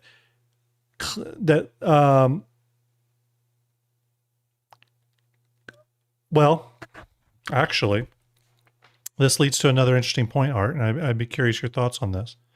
I was going to make the claim, or I was going to say that claims aren't purchased with real money, so they could degrade and you could lose them. But that's not the case. Land claims have been sold with the Pioneer. I actually have one. I have an estate land claim with my Pioneer. And that technically, if I know the rules and laws appropriately, which I probably don't, we can't technically lose or have taken away from us because we've paid for it. The CIG has said, for example, with the ships that we purchase with real money, one of the important caveats with those ships that we purchase with real money is that they have a permanent warranty on them. Are warranties applied to buildings? Maybe. Are warranties applied to land claims? I doubt it. And because here's the thing, a land claim is different than a building, right? So how are they going to handle that? That's I think it'd be under the same kind of premise as if you have a ship that would be under, at least initially, kind of what we're looking at now. If you had a ship that had, LTI on it, if you fly it around the verse, it's still going to degrade.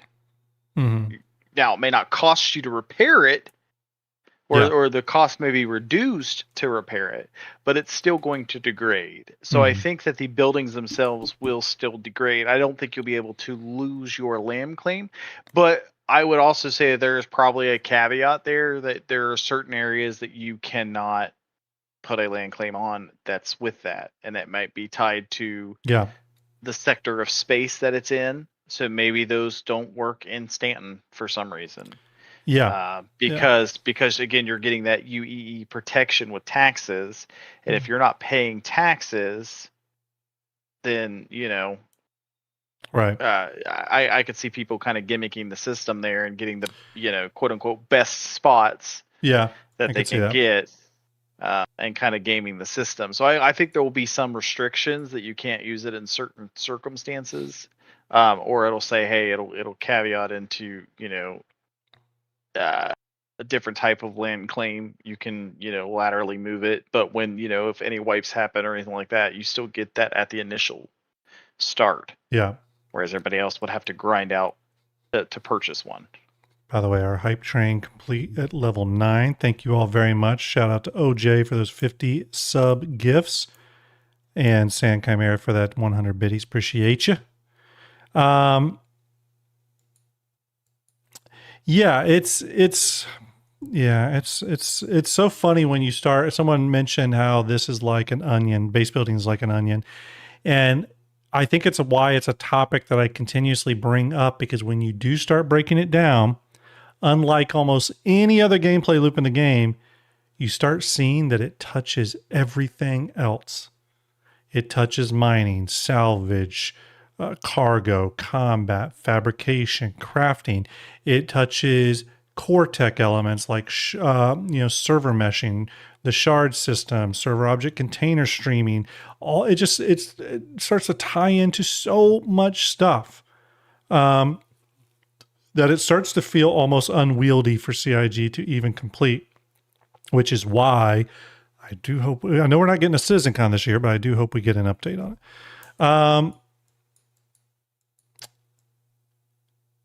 I think one question here, actually, let me move on to sort of the wrap up on this topic, and then we'll answer some more questions and we'll kind of go down a couple rabbit holes. But what is the realistic 2027 picture for base building? Because I've heard a lot of other content creators, myself included, say that they've either heard through the grapevine or they're very or that there's optimism that we will see base building in 2027.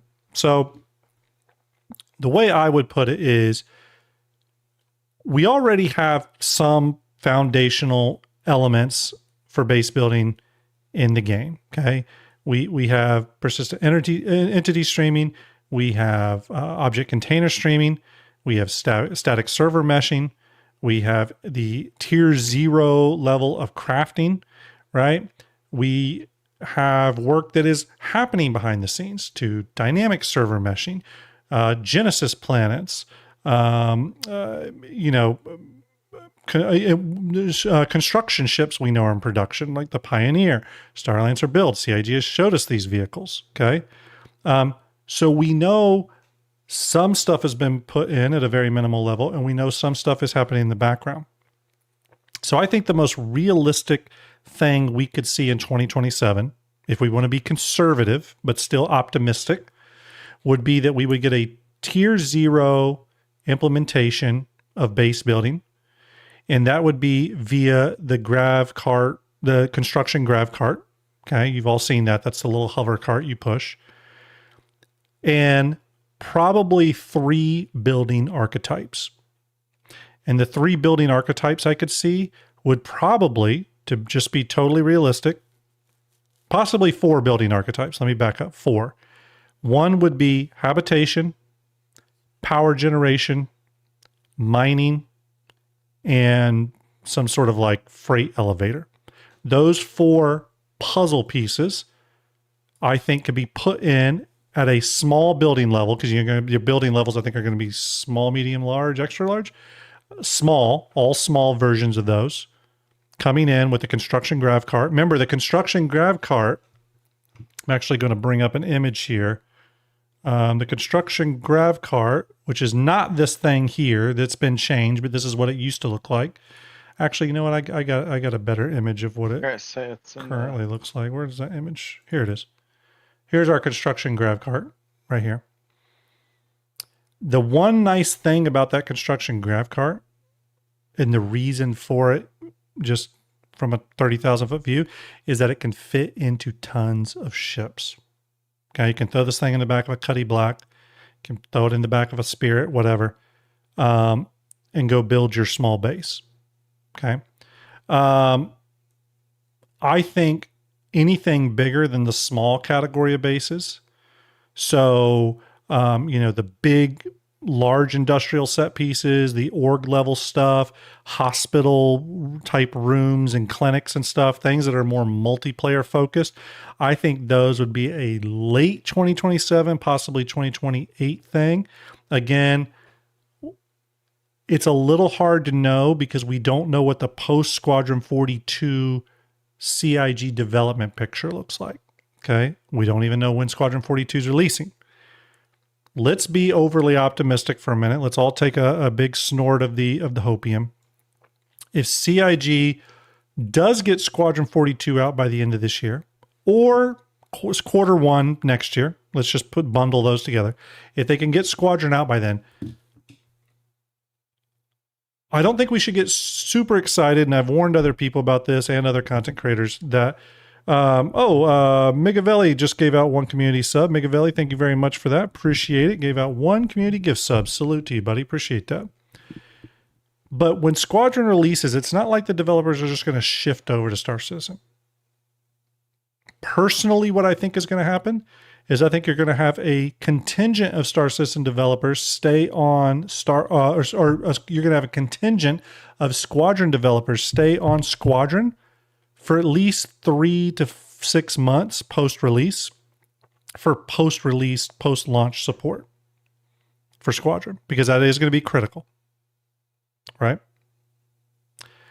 I also, and this is not going to be popular to hear, but it is real life, and I think it's almost impossible for CIG not to do this. I think we're going to see some people let go. One of their big tentpole games will be out. They're probably going to reduce staff a little bit. How do I know this? Because every game company does it when they release a product. It just happens. That will be part of this, I think. Right? So reduce staff, keep some Squadron 42 devs on for Squadron support, and possibly not expansion packs, but some add-on microtransaction stuff development.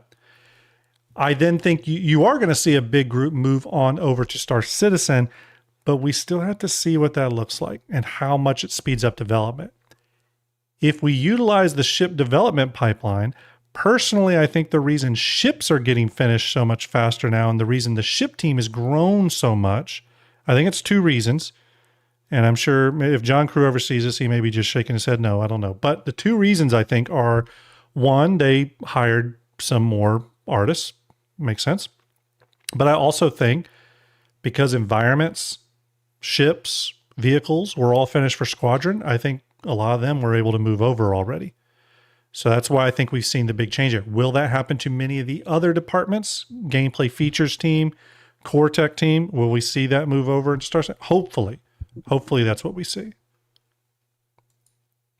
Historical patterns have shown that CIG, typically delivers foundational tech first and then expands on that over multiple patches, which can be frustrating sometimes. But again, that's why we think that tier 0 level of base building comes first, right? Consider that the foundational level of the tech.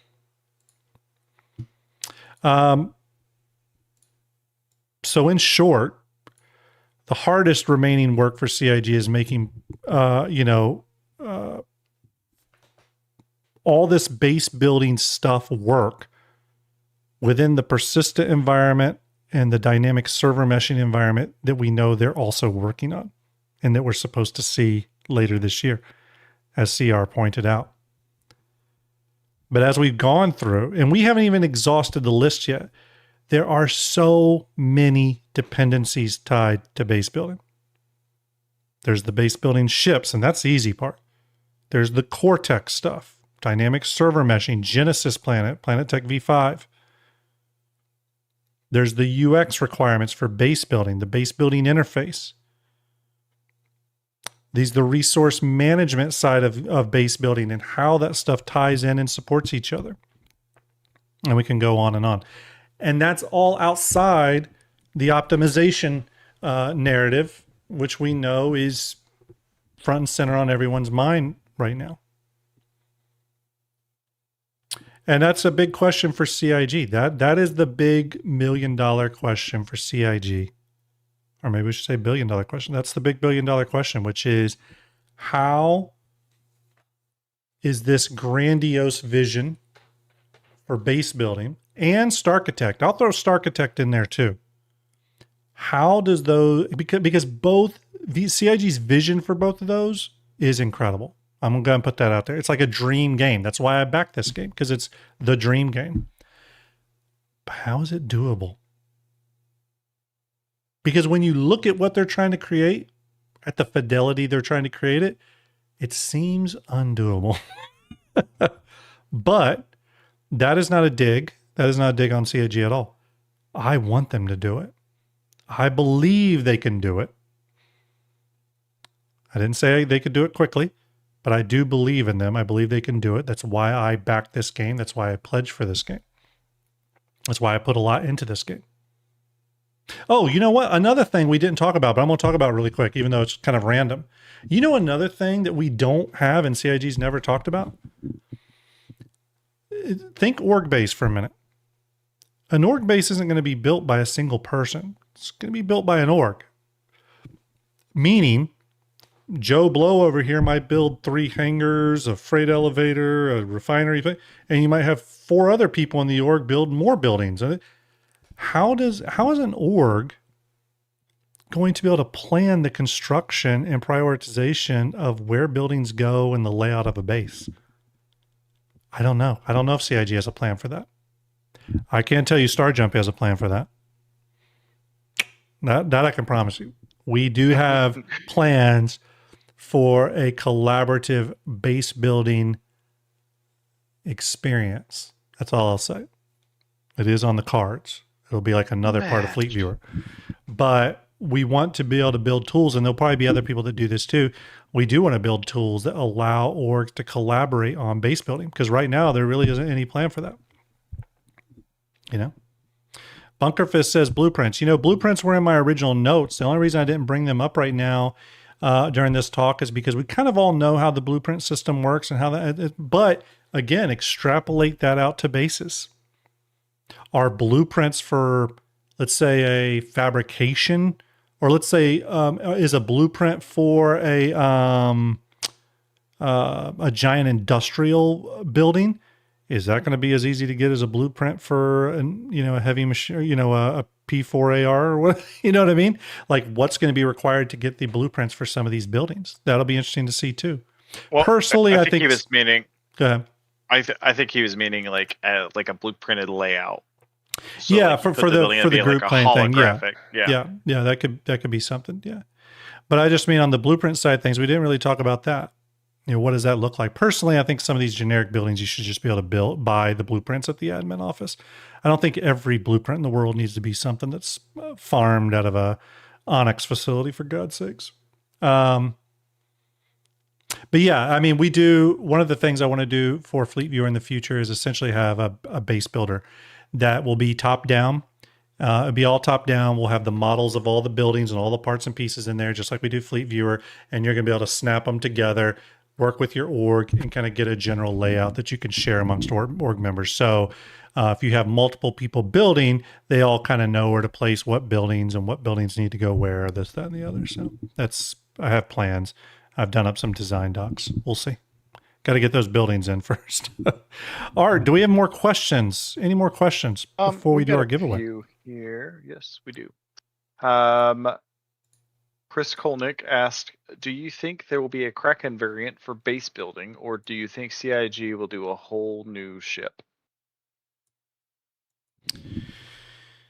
Well, we have a capital base builder, the Pioneer. So the question is, do we need a Drake capital base builder? Here's the thing. I'll say this about the Kraken in terms of variants. It's a ship that honestly, I hope gets at least one more conversion kit. Right now, there's the privateer conversion kit. I've always said that the Kraken would make a great platform, as CIG's referred to it. It's almost a space station. Would make a great platform for a lot of gameplay loops. So, for example, they could have a salvage conversion kit, a mining conversion kit that changes certain aspects of the ship to support those gameplay loops better. Sure, base building could be one of those, but I think actually hospital, medical gameplay, and refining probably would be solid conversion kits for the ship if they ever decide to do it. But yeah, I think the Kraken is general enough that it could have a lot of flexibility in terms of variants. Next, Art.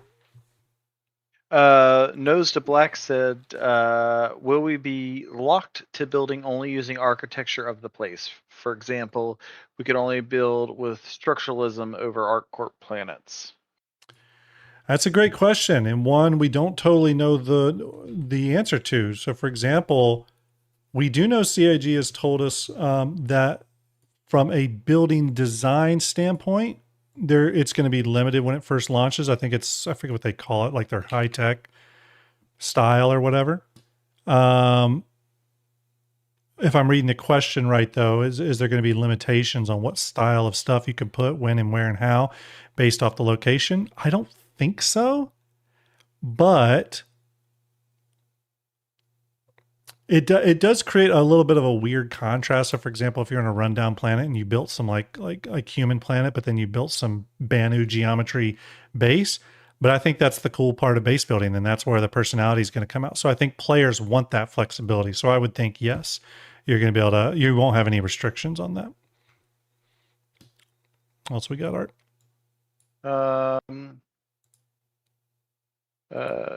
Sedozer, do you think it's possible to have, for example, a small storage building cost different prices because the cheap ones look old and run down, and the more expensive the building looks?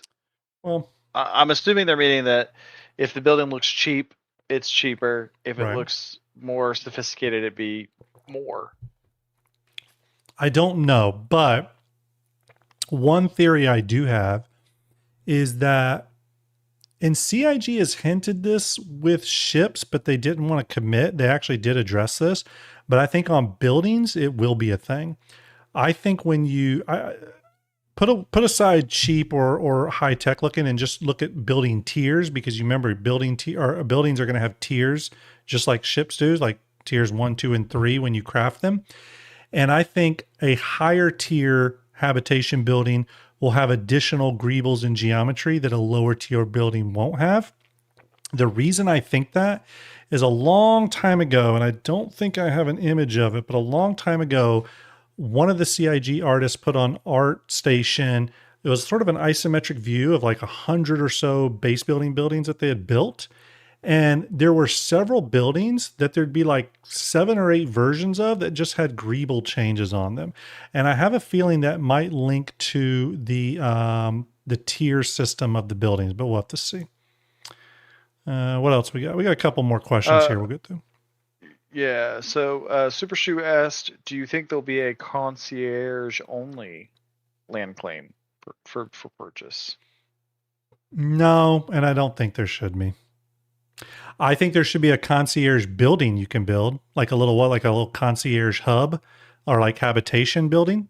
And it could be simple. Maybe it's just got some gold trim or whatever in it, but I do think there should be some concierge stuff with base building, but I don't think it should be anything more than cosmetic. I am deeply into the concierge. I'm sure you could all guess, but I'm a pretty big proponent of concierge not having any real, benefits other than just cosmetic stuff. So, and then I think our last one would be Punkaiji, which I butchered that. What do you think quality will affect with base building? Well, I think when you build a higher quality building, a higher tier building, I think there's going to be a number of benefits. I think it's going to be more power efficient. So it's going to use less power technically. I think it's going to be more robust and be able to withstand the weather and hostile environments. So for example, if you built it on a planet that's super hot, or if you did eventually in the future build in Pyro where the solar flares are happening again, it can withstand those more. I think that's where the quality is going to come in. It's going to come into its sturdiness and its power efficiency is probably where I would put it. And possibly its output. So for example, if you built a high tier in-ground mining structure, maybe it can pull out slightly more resources or higher quality resources than a lower tier one. So is that the last question, Art? So Super Shoe wanted to clarify. No. They mean like the area where only a concierge can claim land. So it has to be like... I would say if they did that, and I don't think they should, because I do think it starts to get into a little bit of an icky area where it's like, oh, the people spend a lot of money, get this special island.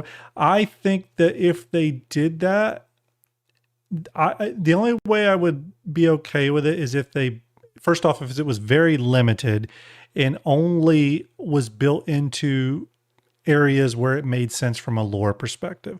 So for example, if Like, for example, if you could build on Hurston, but the concierge area was an area that like Hurston, the company Hurston made sure was cleaned up and the environment was sort of protected around, you know what I mean? But even then, I'll make it very clear, I don't think they should do anything like that. I don't think there should be any like concierge perk or safe space or special place or anything when it comes to land claims. So, all right, everybody, we're going to do the giveaway. This is going to be for the little star kitten kitty cat kit. I can't say it. There you go. Get the gun, get the balaclava. Pretty cool. Gonna give away another one of these. If you are over on YouTube, all you gotta go is to the link pinned to chat. You should go there right now. And leave a comment on my new player guide video, part 1. That's the link pinned in chat. Just leave a quick comment. Hi, hello, how, whatever you want to write. Do that now, because I'm going to do this here in just a second. I'm going to pull a random winner from there. And if you're over on Twitch, it's exclamation ticket or exclamation ticket space max. I'm going to pull a random winner from Twitch. Hey, I see Jade Star Watcher in chat. Jade, hope you're well. I'm going to pull both of you, put you both in the random wheel of names. We're going to spin it. Whoever wins the Star Kitten kitty, I can't talk, kitty cat kit. And if you win, you do need to contact me on Discord, StarJump_Grim, to claim your prize. All right. Okay. First, we're going to start with Stream Elements. Those of you on YouTube, you got just a few more, like another minute to get your comment on that linked video. So do it now. Over here, though, we got some tickets purchased. By the way, when the Stingray comes out, I will be giving away a Stingray. I might even be giving away 2 Stingrays. So stay tuned for that. Pretty soon. Soon, TM. But for now, we're giving away a Star Kitten kit. So here we go. Hopefully everyone got their tickets in. It's exclamation ticket or exclamation ticket space max. Going to close the giveaway in 10 seconds. When's the next show? Next show will be this Thursday, and it will be me taking a longer, more detailed look on the Galaxy, what may have changed, what may be revised on the ship as it marches towards its IAE release later this year. I've started deep diving the ship a little bit more, going through the Q&A, watching the original concept reveal video and stuff like that, taking a look at Trispone's video that he made of the walkthrough and stuff like that. And I've gotten some thoughts about the Galaxy, so we're going to do a show based off the Galaxy. Take a look at it. Big thanks again, OJ, for that massive 50 gifted subs. Again, that was crazy.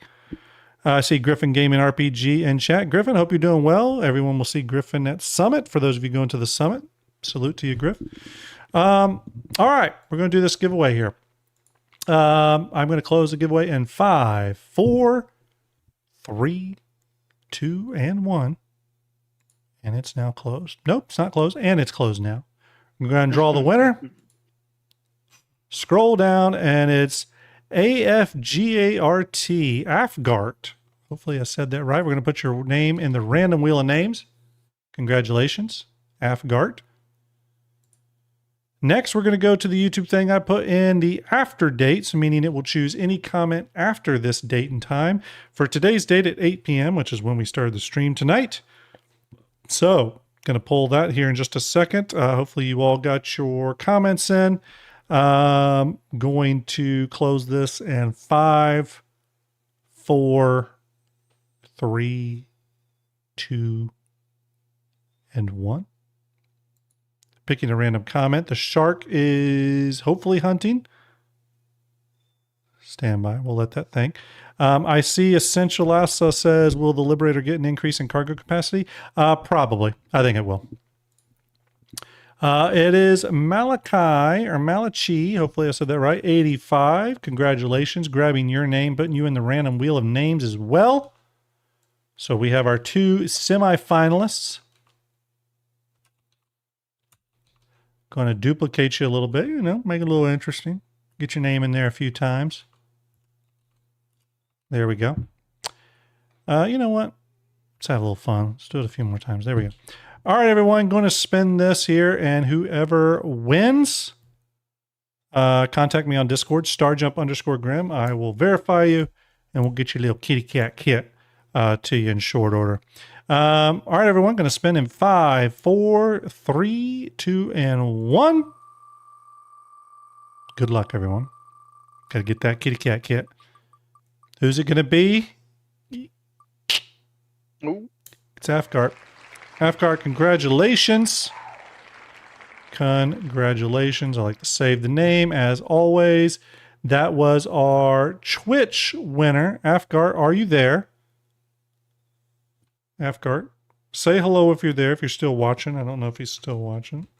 He is. I've got him in the viewer tab. Ah, there he is. Afgart, I am going to send you a whisper right now that says congrats. All you got to do is shoot me your email, and I'll send you that later tonight. I'll probably be a little bit later tonight after the show's ended because I have to go check on my kid and all that kind of good stuff, but I will send it to you. Congratulations on that. Yeah, awesome. Next show, be all on the Galaxy. Very excited for that. There's been a lot of discussion around the whole Star Citizen Live the other day. In closing, I'm just going to say something I said the other day. I was watching some streams about today. I was going to say, give Ollie some time. Gives them some time to work out the new format stuff, show stuff. They were putting a lot of new stuff in the hopper for that SCL. I said it before, new host, new format, new game content, new tech with instancing. That was a lot of new to throw into a live stream. That's all I'm going to say. And that's okay. Let's give CIG time to get their wheels under them with Ollie now there and see if we get, the video content coming out more regularly. But that being said, I just wanted to address that really quickly. Art, anything you want to add before we sign off tonight? Are you excited for the summit? I'm I'm counting down the days. He's counting down the days, everyone. We're 33 days to launch. 33 days to launch. We're not far off now. It's going to be a fantastic time. Actually going to switch over to the home screen really quick on this. Again, we're sold out, everyone, but it's going to be really cool. We are going to stream it. We're dealing with all that now. The swag bag stuff is coming in. We're building it all out. I'm really, really excited. It's going to be a lot of great people there to meet. Obviously, me and Art, Griffin Gaming from Soul Citizens, Dusty Star from Thrusters and Dust, Solus from Beyond the Verse, Stratobeck will be there, the Astro Historian will be there. It's going to be a great time. We're going to have some great panel discussions. We're going to have some incredible giveaways. The Drake Raider chair from Monster Tech is going to be epic. We got CIG supporting us with ship giveaways. We got Elgato Stream Decks we're going to give away. I got some awesome STARJUMP posters we're giving away. Paper ones, metal ones. Who knows what else we're going to have. It's going to be an amazing time. Will there be a Kraken Captain mug given away? Probably. Yeah, probably will be. Probably will be. Okay. We're going to find that person to raid. I think I know we're going to raid tonight. I think we're going to raid tonight. Going to send you over to, because I got a raid not too awful long from this person. He's a friend. Going to send you all over to Zero State tonight. Make sure you give him some STARJUMP love and all that kind of good stuff. He was one of our we were interviewed by him a long time ago. A lot of fun. But anyways, it's been great. Art, thanks for joining. I like your background, man. Everyone in chat, it's been awesome to have you here. Sorry about the Twitch stream going up and down again. I think I blame Twitch. Don't blame me. We'll be back on Thursday with that episode on the Galaxy. Should be a good time. Okay. Real quick here, Step Aside Sister says, will someone make a video of all the summit panels? Yeah, it's all going to be streamed. So yes, you'll be able to watch it. Okay, everyone, that's going to be about it for tonight. Thanks for doing this chat with us. This is a chat that we probably could have talked about another 3 hours on if we'd gone into even more detail on certain aspects of it. But we just wanted to kind of go over that 30,000 foot view, but it's always a lot of fun. Have a great rest of your week. I'll see you all on Thursday. Until then, have a good night. Art, take it easy, buddy. Everyone, Always a pleasure, brother. Give Zero a little bit of love. Take it easy, everybody.